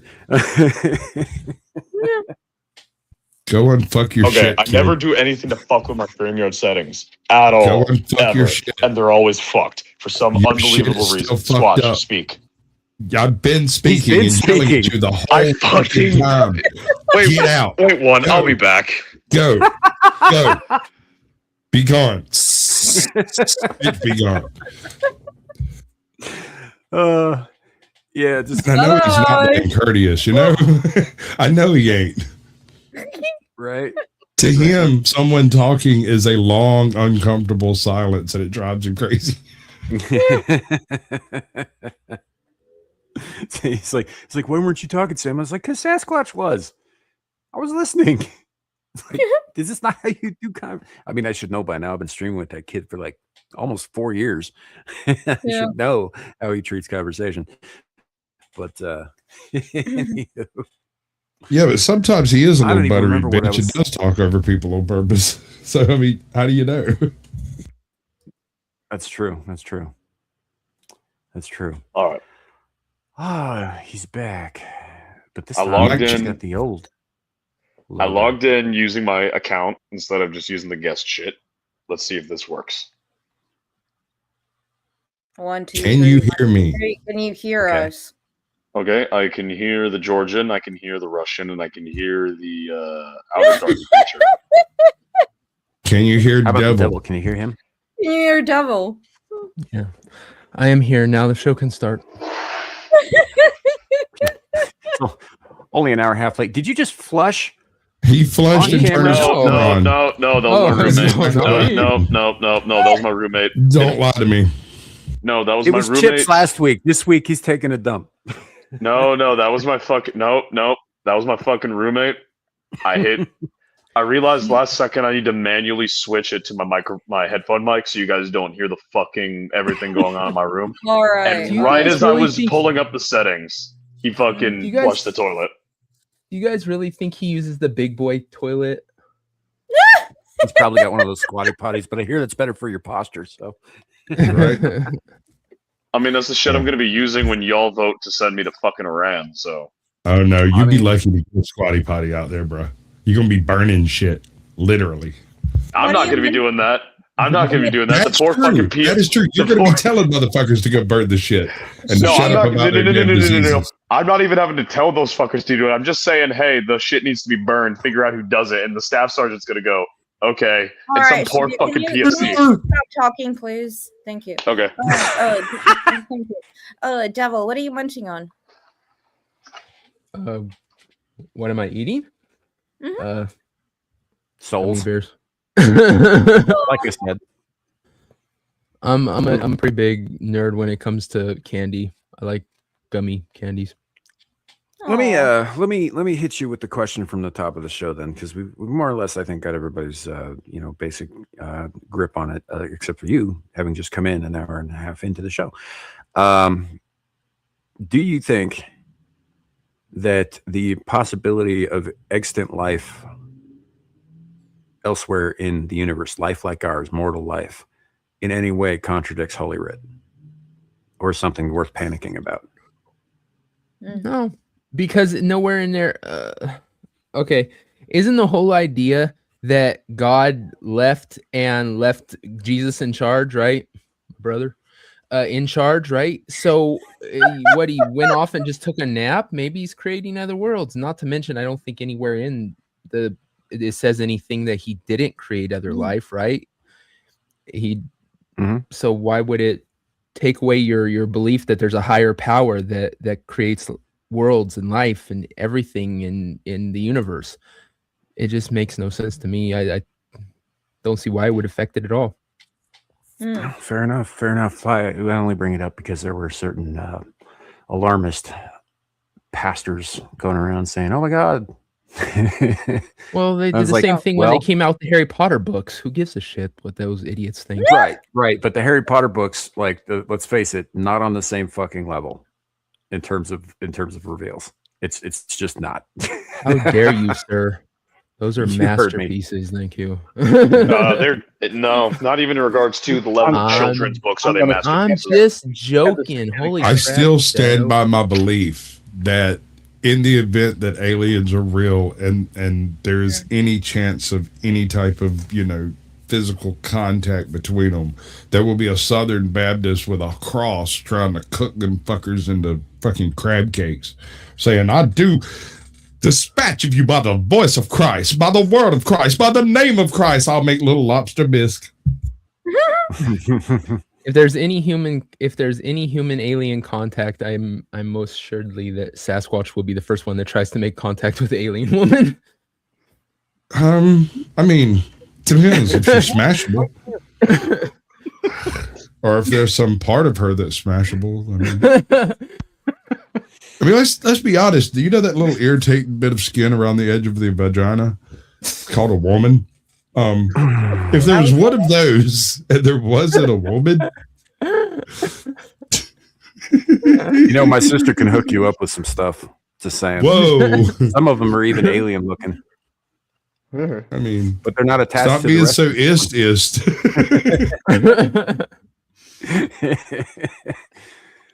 So, no, but that's been more or less the conversation. Then we got into some mythology and ancient history and that kind of thing. And I think so we had this thing from Glenn Beck where he was basically saying all the same shit we were, although I haven't, to be fair, fully listened to that kind of thing. But I think probably we're going to skip that because that was like a 7-minute video, and honestly, I don't really care that much. And I kind of hate Glenn Beck anyway. So I'm not a fan of the man. I'm not at all. I think he makes a good point once in a while, but I also think he's kind of an asshole. So he was Tucker Carlson before Tucker Carlson. He's Tucker Carlson, but less, gay for the UAE. There you go. Where it's a crime to be gay, by the way. I found that thing I was looking for. If you want to show it. Yeah. That's like a minute. But basically, what if Loki survived Ragnarok? Check this out, guys. Before we start the video, be sure to like and subscribe. It's low as hell, ain't it? Thoughts on this theory right here? Leave them in the comments. There we go. Do you still think that the biblical god is actually just Loki in disguise? Nah, man, that's silly. It's Baldur, the Norse god of light who Loki tricks Odin to... His demise sets off Ragnarok. How would that work? Because once the pandemonium has settled and all the gods have perished, out of that nothingness and desolation, it's said that Baldur will be resurrected. I'm not convinced. And that a single man and woman will emerge to begin the human race anew, named Ash and Elm. That sounds a lot like Adam and Eve, who live in the Garden of Eden. But how is Baldur staying young, you ask? Because the gods did that through the apples from Eden's orchard. And they now live in the Garden of Eden. You're grasping at straws here. Okay, but keep in mind that Loki purportedly doesn't survive Ragnarok. However, the trickster god of mischief and fire may just have been able to slink away to what little was left of the realm of his daughter, Helheim, then turned into a snake and tried to corrupt Ash and Elm to undermine Baldur. Hey, I'm not saying Christianity is just post-apocalyptic Norse mythology, but I am saying that I wholeheartedly believe that Loki would do something to undermine and screw with the god of light, perhaps changing his own name to mean Lightbringer, something like Lucifer. I mean, like, okay, that's kind of hard to argue. Yeah. I can confirm nor deny. I have Just not say it, bro. I've noticed that Sam finds the most dysgenic looking people. How did that guy get that gap between his upper That lip wasn't and me. That was Sasquatch. Oh, sorry. This time. You're welcome. How does this show have so many dysgenic people? Because the visually dysgenic are also mentally crazy, and it takes a crazy person to put together gaps in reality. Because I most would people just argue take that it's reality at face because value. most people are dysgenic. That's and true, yeah.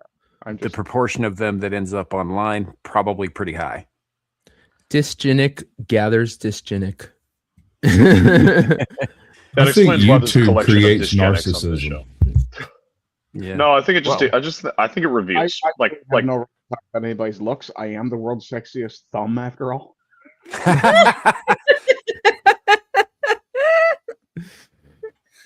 It's Anna left way too hard at that.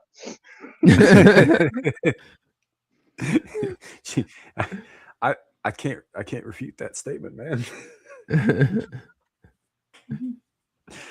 Oh yeah. Anywho, I don't know, man. I don't know about the. I kind of get what your dude was saying there. You know, I can see where you could draw those parallels, but I would also say that you could find similar parallels in most faiths worldwide if you looked hard enough for them. And how much of that is a byproduct of Christian influence in the post original culture versus the pre writing it down, because Christians wrote down most of the stories in the first place, with a few exceptions. Yeah, it's one of those things. You see it everywhere. Where if you look hard enough, like Sam said, you're gonna see the connections. You make up what you want in your mind, and you see the connections, and there are certain commonalities, like the fact that every culture on Earth has a myth about a great flood. Every single one of them. Yep. Right. This flood I think almost all. happened at some point. Don't, The specific cause, I think, is up for debate, but the flood happened at some point. You know? Yeah. There's a flood happened somewhere at the very beginning, and everyone knows about it because we told you about it. And Nicolas Cage, the one who was playing Jesus. Yep. Nicolas Cage is Jesus. It kind of goes back to that idea of the seafaring early peoples moving around between different cultures, and the idea that humans are very much knitted together by the narratives we tell each other. So it kind of makes sense that these cultures, having been influenced by the same culture, and I mean, the stories of one culture being carried by another culture, the storytellers used to be one of the big forms of entertainment. So it kind of makes sense that stories would get blended together, because these troubadours or bards, for lack of a better term, would have been traveling intentionally to learn these stories from as many different people as possible, to tell them to as many different people as possible. Yeah. And there's also, I think that's definitely a piece of it. And then there's also the. Are you in a bathroom? Why do you sound like there's tiles around you? Because I'm in a space with tile. Because I'm in a space with tiles. Because we have 2 rooms in our dorm. And His I'm in roommate? one room, so I'm not bothering my roommate in the other.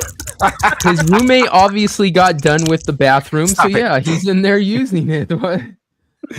All right, sorry, Shadu. Go ahead. What I was going to say was there's also the fact that humans are pieces of a wider cultural identity. And there's always going to be some kind of subconscious subtext to all of humanity, as we're all more or less members of the same species. So there's always going to be some communal understanding of things from the fact that we're all from the same species. Like a smile is always going to be a smile. There may be some differences depending on context, but a human smiling, you'll know that means they're happy for some reason. I don't know, man. According to Eden Carroll, we're not all part of the same species. Yeah. Yeah. I mean, genus then. How about that? Let's use the word genus. We're all from the same genus, just to avoid I'm offending. so glad everybody just went right past the Ian Carroll thing. Sir, I'm a Sasquatch. Try again. Yeah, so even if even if separate from the idea of I'll the accept story. Clade, sir. Clade. I will accept Clade. Yeah, all the people on the top are completely different from you normies on the bottom here. Oh. Got Sasquatch, Excuse Elder him, God, and Law. a devil. I'm mythical. He's You're fictional. human. And that motherfucker is unconscionable. There you go. I mean, I can't even tell you what he actually is because when I look at him, all I see is the. And I'm a cultist, Arden's a thumb, and Anna's a Russian. Thank you for that insult. It wasn't an insult, it was a statement of fact. Oh, you're in a bathroom or something. It's fine. No. It does sound like you're on the shitter, man. I'm sorry. Yeah, I'm aware it's because the room I'm in has tile on the fucking floor because it's Also, there was that entry to flush our earlier. barracks. You can see where this is going to be kind of a thing. I'm gonna have to go get me a flush sound. Yeah, no, I just clip the it out of this. Oh no, it wasn't clear Fine, I'll enough. go I back want into it. the part of the room with the fucking carpet. Here, I'll go back into the part of the fucking room with the fucking carpet. Here you go. Get a rug. We just bullied him into. We just bullied a Marine out of his room. The power of words. Free speech is a weapon. There, does that sound better? Yes. Yes, it does. Thank you. Now, can you still hear it? I can hear you. I can hear you. But I can't hear you pooping anymore. Oh man. Sasquatch, I don't even remember the things that I put in the thing, but I was Oh thinking, yeah. The next this one would is be this a guy. good time. Well, I don't know if we wanted to get into that right just yet. I was thinking that maybe we skip down a couple to either the Mamie thing or the Metallica thing. Metallica. No, What we about have to do Metallica? this. I refuse. I quit immediately if we're not going to show this. Okay. No, we can do the thing. Yeah. Because It's alive.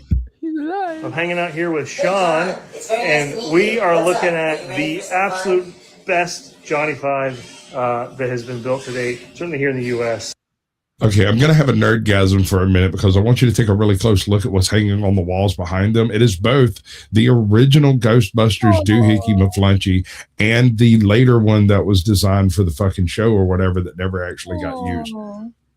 Yeah. Look at the fairy lights. So pretty. You want to show us? Yeah, Johnny, why don't you say hi to these folks? Hello, my bros. I am Johnny 5, and I am glad you are here. Oh, look at this. Oh, he's wearing. Oh my god. The voice is a little off, but I want one. That's because it's in a room like you do. Yeah, it sounds Johnny, terrible. why don't you tell everybody what you've been up to lately?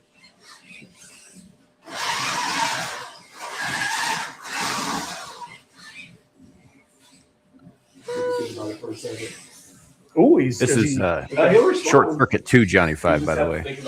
What do you think? Stop. He's got the bandana. Well, he's got the fucking tool chest instead of the Yeah. laser on the shoulder too. Right. I'm fully aroused at this point.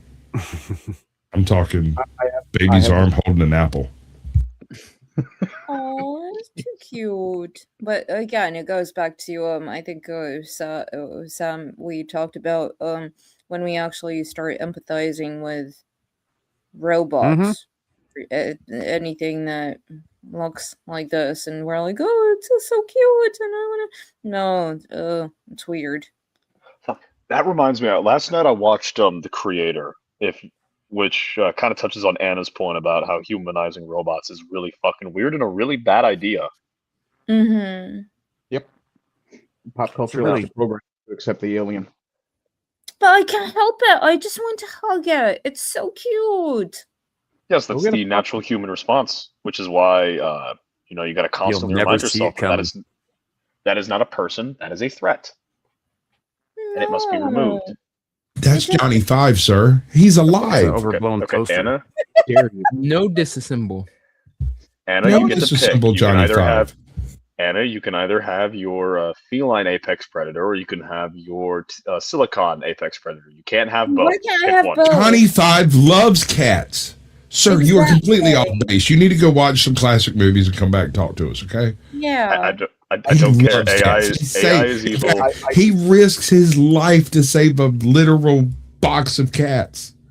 Yep. I do have a question though. What is going to happen? And I do somewhat agree with Shadow. These things could potentially represent a danger. So what are we going to have if this thing goes out and fries a busload of nuns? Yeah, exactly. Those are the other ones. Johnny Five protects us from the ones that shot the nuns with the laser.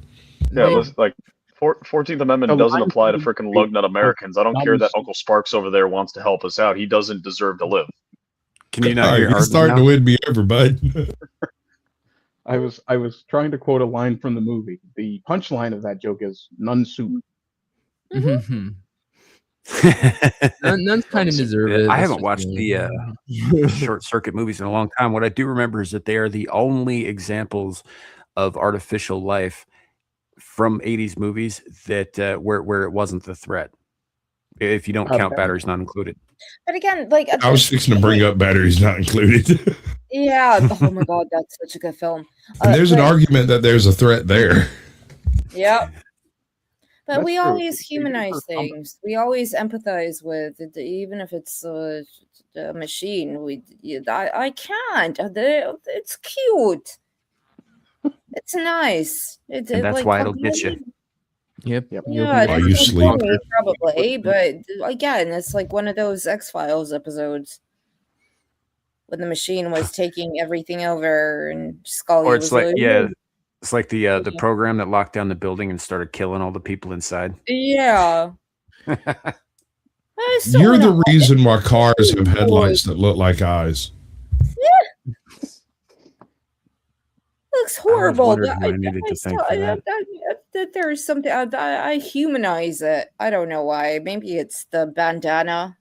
Part of it is probably because it's shaped specifically like that to engender a humanizing response. Like the more anthropomorphic it is, the more we assign anthropomorphic qualities to it. Yeah.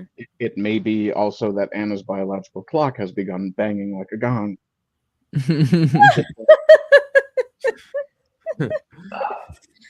Anna, did you watch the trailer for that one game recently that made everyone upset?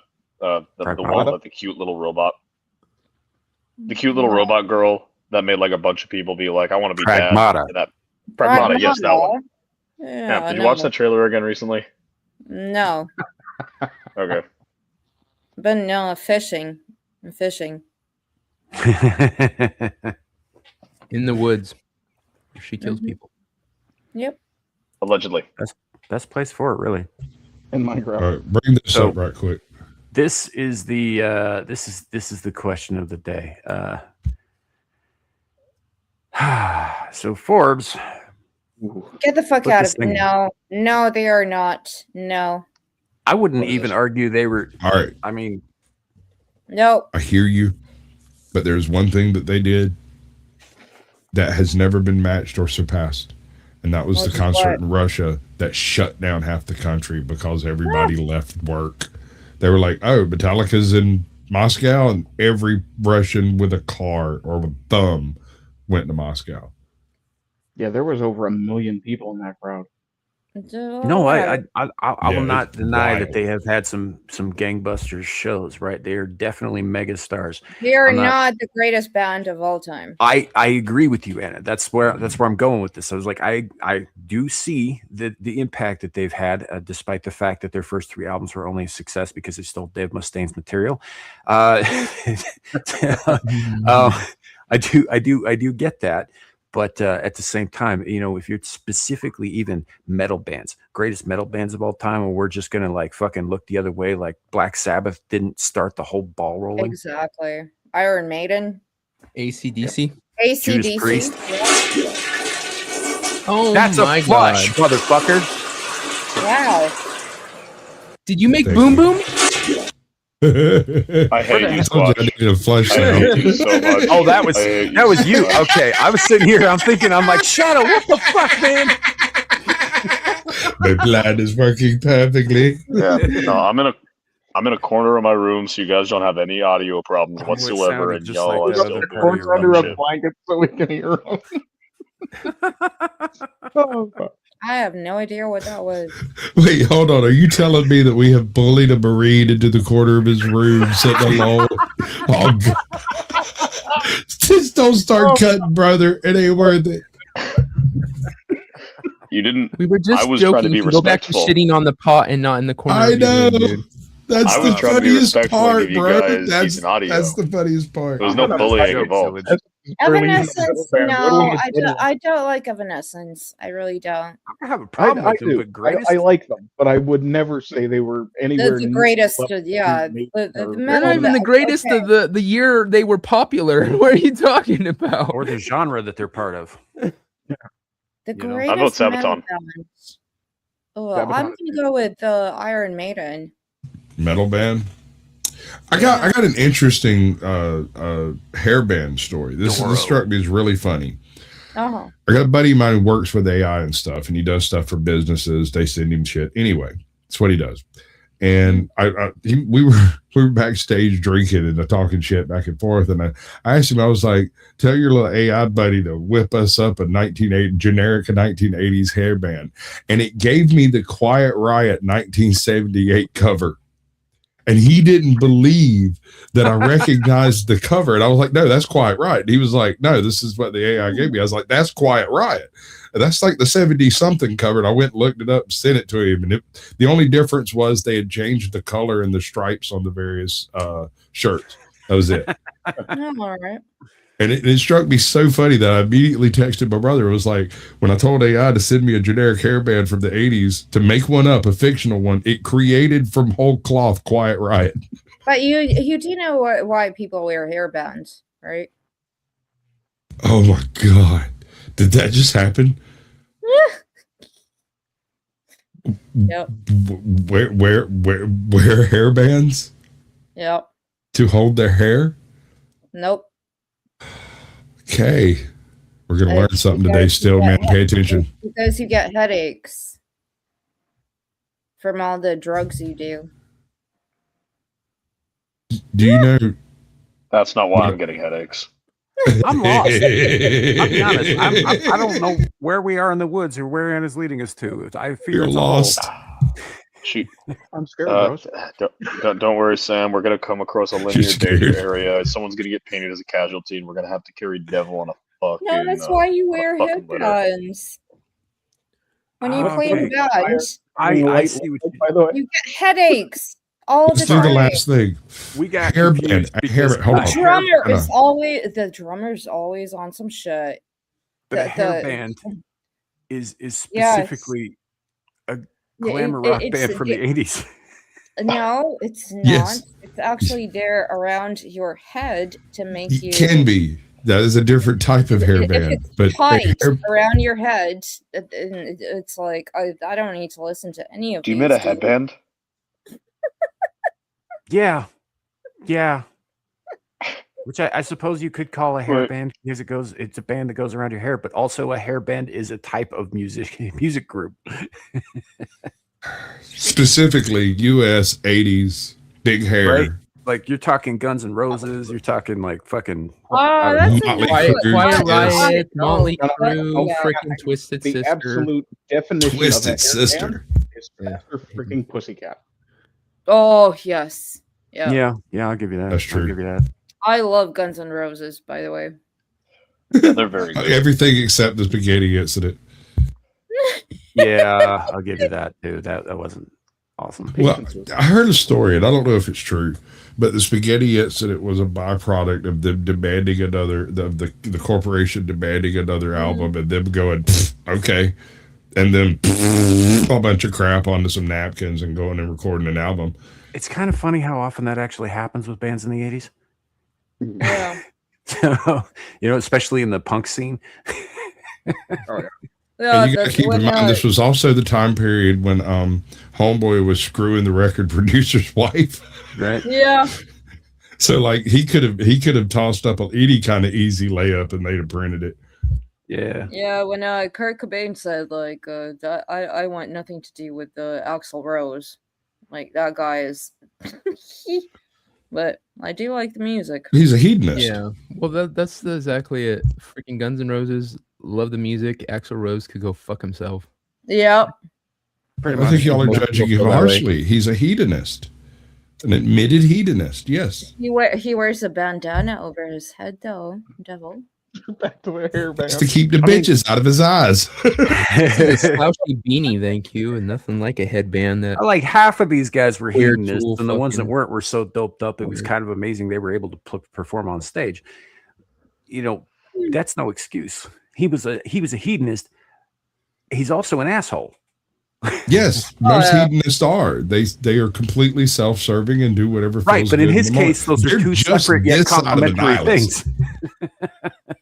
He was exceptional at both. That's Yeah, that's true. Anything that Yeah, Dev says you wear a beanie, so you're more of a like what California, like Incubus. No, he's a skater that likes chickens. That was a Tim Pool reference. Mm-hmm. Tim Pool does And radio chickens are news. magnificent, sir. Thank you. I'm curious now. Are you as bald as Tim Pool? Under that beanie? No, I'm not bald as Tim Pool. Mean. I'm thinking my it's hair's like- thinning, but I still got it. I keep picturing like the Jewish hair patch right in the middle, and then the bald spot behind with the two bald patches to it. No, it's You just doing like a rough comb over every morning. I do the Trump. That's why his hair grows up in horns on both sides. That's right. Kind of like the penguin, but red. But yeah, that is Metallica. We know that's the last one we got to show before it happens. I like Metallica, but they're not the greatest band. No. No, I'd agree. I like Metallica up to 1990. Yeah. After that, not so much. Like I said, yeah, you can't take nothing away from how many hits they had, the really good songs, but yeah, I don't think many people have them as their number one. I think this is just, one of those articles you see from all those magazines where they pick the most successful as far as sales, and they're all like, they're the best. No, that doesn't mean you're the best. That just means you fucking commercially are the most successful. Has nothing to do with talent, has nothing to do with the quality. It has to do with you just sold the most. Wow. Yeah, by that logic. Bring up the screen backstage. Yeah, by that logic, the friggin' Bayformers movies are better than Citizen Kane, which is objectively not true. Very, very true. Mimi Van Okay, Doren? so yeah, what we're getting to here, what we're going to get to here. Although first, before we jump to the next topic, I do want to put out there that I really appreciate it when metal bands do something unexpected. Like for instance, there was an album called Skeletons in the Closet by a band called Children of Bodom, which is nothing but fucking cover songs and great fucking cover songs. And one of them is Oops, I Did It Again by Britney Spears, done thrash metal style. It's fucking amazing. Look it up. Oops, I did it again. And I would also put out there that Alexi Laiho, the frontman, was possibly the fastest guitarist alive before his death a few years ago. Have you ever heard Frog Leap Studios? Oh yeah, I love. Yeah, dude, I love he does metal covers of all the weirdest stuff, like just all these pop songs and like old songs. And, Leo Morachilli, yeah, he's pretty good. I like him. Yeah, so actually, quick question about this: what is it with Britney Spears and Christina Aguilera music being played as rock or metal songs that make them just hype? Because like it's Genie in a Bottle. funny. Yeah, no, hype, like actually just good. Like Genie in a Bottle as a fucking rock song slaps. That's what I'm going to tell you. It's because first of all, rock musicians and metal musicians are actual musicians, not corporate canned garbage. And secondly, it's because it's funny. It is. In the bottle. So, most guys who play metal, like most of them, have a very classical training. Oh, yep. Mm-hmm. I can't remember who did the cover of "My Heart Will Go On" in thrash metal. It was pretty freaking 10 Second Songs guy. Yeah. So the reason we're bringing up Mamie Van Doren is because, and she was one of the sex symbols of the golden age of Hollywood, alongside people like Jane Mansfield and Marilyn Monroe and whatnot. Apparently, she's not dead, and she just released a book saying so. So this woman on the screen is 95 years old. One of the terms that you hear from Hollywood being a triple threat, she was the blonde bombshell triple threat. She was basically who they were talking about when you heard them talking about bringing up whether or not a particular actor or actress was a triple threat, being able to sing, dance, and do lines. And also act. Do lines meant a different thing. Do lines, that's what I meant. Well, I mean, most people can't read lines naturally. I mean, it sounds crazy, but you know, the most naturalistic folks you ever meet, you can hand them some lines and they go, "I want to go to the bathroom." You know, start reading like a 7-year-old kid. Right. Now, not all of them can be Danny Kaye. That's true. You Thought I Was Dead is the title of my new book, and it's on sale now. You may not know me if you're of a certain age, but I was present for the sunset of Hollywood's golden age. I was a starlet under contract to Universal Studios. I rubbed elbows with some of the legends of the silver screen, and if the vibe was right, sometimes we rubbed other things. If you like movies or Hollywood, or exciting and sexy tales told well, I know you're going to love You Thought I Was Dead. There's more than just sex in these pages. There's a story of a little girl who grew up on a farm on the South Dakota prairie. Oh, I no. love it. This is so nice. This little house on the prairie, but like super slutty. Yeah. Wait, so hold on. Hear about this lady's romps. I mean, at this point, it's like She is 5 years away from being 100 years old. Hold on. I am She's 95. Rim job. It's okay, ma'am.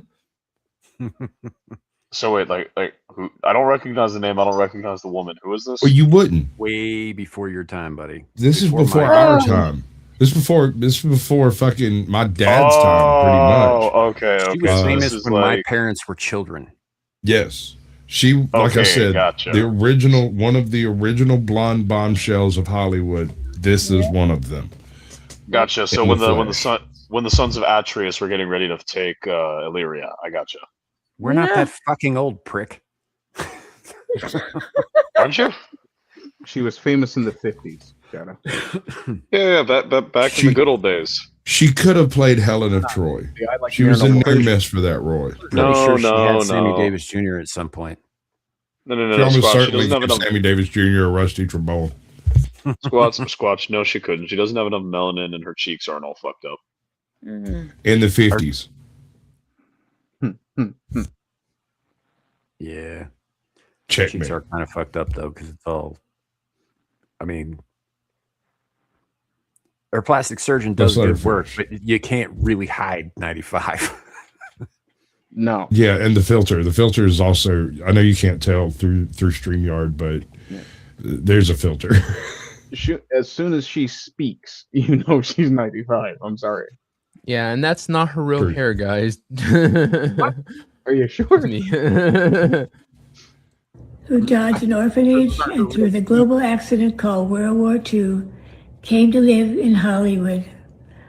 There's a story of how she grew into a cheeky teenager, determined to become a movie star, who eventually would become me. Does she have a stroke? What? Do what? Does she have a stroke or something? It's weird. No, she's almost 100 really, years old. Really old. She's really freaking old. She's held together by duct tape and freaking super glue at this Nobody point. in my family has ever lived to be as old as her. Ever. Yeah, she's older. She's older than my grandfather, who was growing up during the Great My Depression. family, my grandma just turned 96 the other day. Does she look this good? No. Okay, so there you go. I don't know. You good? Is that what is that in the background? What is that? A dancing cat?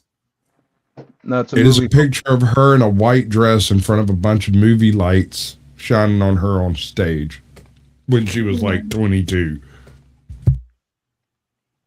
Which was 80 some odd years ago.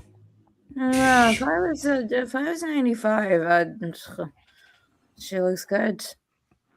Yeah, that's a lot of AI filter, makeup, and plastic surgery. Honestly, Like, I'm not even There's hating probably it, some the baby blood AI involved, filter, too. the makeup, the plastic surgery, all that stuff. I don't even hate that about this. I'm just surprised she's still upright. No.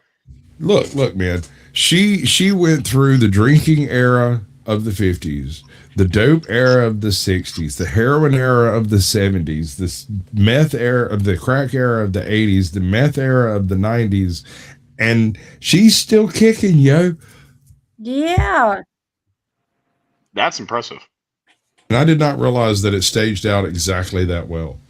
The introduction of different drugs seemed to pop in about every 10 years. Yeah. Yeah. I didn't realize it until I just laid it out. Yeah, Almost Squatch, like it do you was want to by know? design. Yeah. Squatch, you want us to know what's kind of funny involving things with very specific timelines? No, not from you. I don't have my tinfoil hat handy. Oh, then that's the perfect time. Now this is the perfect time for this. Every single time there's an issue with oil pricing, a major disease hits the news. Oh, I thought you were talking about something weird. Sir, you don't realize how much oil they have over there. I mean, soon as you do, you realize it's ours. I mean, it's always been ours, or at least it's always been. Well, give them the option to pay them for it. That's a If conversation. they I don't can't have. take that, I can't have that conversation. No, I know. What I know does you she have can't. to say? Okay, let's keep playing. My tour in Vietnam, independent and on my own, with a few musicians and a couple of slinky gowns, in a line of fire to bring music to the forgotten grunts. My story is laced with humor, triumphs and tragedies, close encounters with the famous and the infamous, and delivered with some good storytelling. You thought I was dead. And I did. I would have sworn she was. I did think she was dead. Like, I had no idea she was still alive until this popped up on my feed the other day. Damn, she gives Marilyn Monroe a run for her money. Oh Dude, back in the day, dude, she was an absolute freaking hammer. That's what I was saying. She was. There were a handful of starlets in like the late 30s, mid 40s that were, the whole triple threat thing. They were tall, they were statuesque, they were hot, they could dance, they could sing, they could act, they could do all those things and pop your cork in less than 5 minutes. Oh, and get this. She's also one of the only people still alive to this day who actually knew Elizabeth Short as something other than a murder victim. Cool. I'm having a very similar reaction to looking at her that I did having watched True Romance, and that is not a good reaction. Just go rub it out, dude. You'll be fine. That's not the reaction. That is not the reaction. For the audience, I have an image link put into the chat, in the private chat for people if they want to see it. It's tasteful. Not that I couldn't find ones that weren't. Holy crap. I mean, like, stunning. She is stunning, bro. Yeah. That's not the one I have. And the blonde bombshell stereotype. She may have been before some of the other ones, because I keep thinking that Mamie Van Doren was who influenced Marilyn Monroe. She's the reason Marilyn Monroe was a blonde bombshell, because they met at some point in time, and she was like, "Oh, honey, with that figure, all you need some blonde locks, and you're in." Well, they probably met when Marilyn was still going by Norma Jean. Yep. And was still a brunette. Right. Yep. So yeah, no, I have no doubt that she also gave Robert Kennedy a rusty trombone, but we're not going to talk about that. Allegedly. Right. So, to clarify, for those of you who don't know who Elizabeth Short was, that's the Black Dahlia. Right. That sounded familiar. Yeah. I also don't know. Have you actually seen the photo? No. It's weird, dude. I didn't consciously make the connection, but when you said her name, the Black Dahlia records went through Have my you actually brain. seen the photos, Squatch? All of them. Yeah. Bad. Very bad. That's why I love L.A. Noire, one of the video games. They actually go. I have to ask a question. And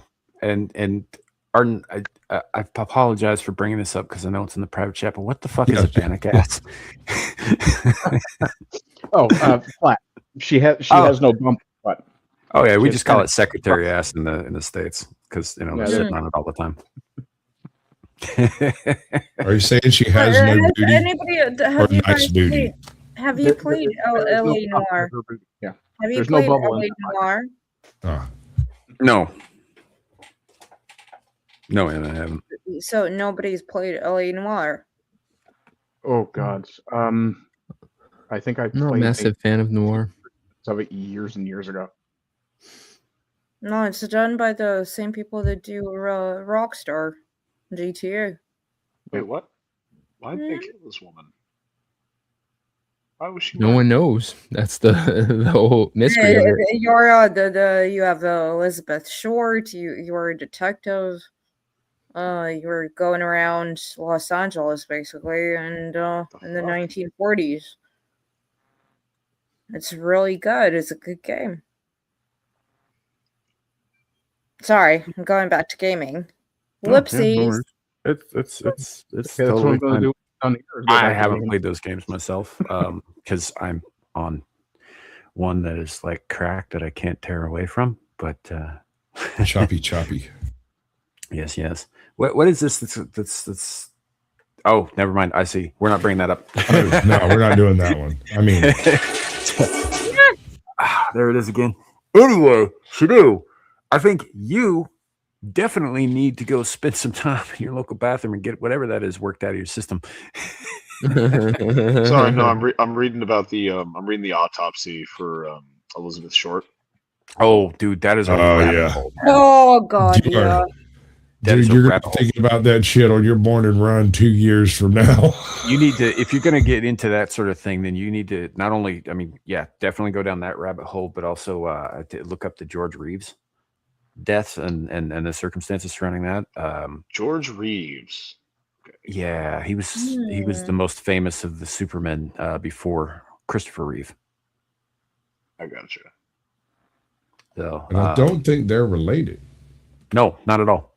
Weirdly, not at all. Yeah, no, I mean, and they can stand side by side and be father and son, but they're not. And yeah. Do you guys know if there's any like publicly available images of the autopsy, or if that's just something I wouldn't be able to find? You could probably find that archived somewhere. I can think you saw, but I don't think you want to see that. I looked at it. It's no, the description of like what happened. He'll be fine long as he has his whoopee with him. You know? I'm actually laying on my bed with my whoopee right now. Actually, it's a very nice military issue. Okay, and on that note, we're gonna end the show. Before dude's looking up true crime photos with his whoopee. I think it's time to call it. Several cuts on the thigh. No, we're done. Oh, okay. We're done. Nope, that's it. That's the end of the show. We're just, Sounds like a gonna wet call it shit in here. a Waffle House in here. It does now. Lower half of body was positioned a foot away Shadu. from the upper. Shadu. Stop it. Get some help. Like mute yourself and read it. Try to stop chewing the crayons or start. I don't know which one. Yeah, plug your shit. And I mean that in the most literal sense. I got nothing. I mean, my buddy Ice is working on his setting. He's currently doing another like announcement call of like, hey, let's get funding up because he's turning away, working real hard at it. I think his goal right now is to get the. Who are you talking to? Why do you What? sound? Why do No, you he's- sound? Why do you sound so like important all of a sudden? I'm just talking. Normal. Anyway, This my is buddy just- Ice is working on his post-apocalyptic setting, and he's trying to increase his monthly donations for the project, so he can dive into the actual like game making, coding prospect with a larger budget attached to it. If you just look up Champions of the Ice on Twitter, you can take a look at all of the stuff he's working on, kind of the outline for the game he wants to make, art of stuff that's been designed or is getting ready. And yeah, just check that shit out if you're interested in post-apocalyptic shit like Fallout. You sound way too serious. I can't take you seriously. He's Sorry. doing a shout out. It took me a minute to catch on too, but yeah, that's what was going on. He was doing the right thing. He was just doing it in a really weird way. It's because he's got one hand on his wubby. Ardent Party, thanks for joining us. Where can people find you on the interwebs? The easiest way to find me is to go over to my X, or Twix, as you guys call it. And from there, you can find everything else I do. If you want to be lazy about it, you can just go to my YouTube channel.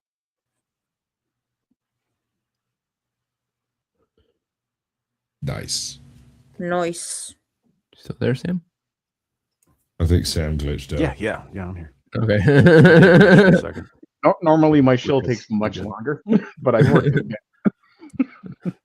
again. Fair enough. Anna's Gameland. What do you got coming up? Where can people find you?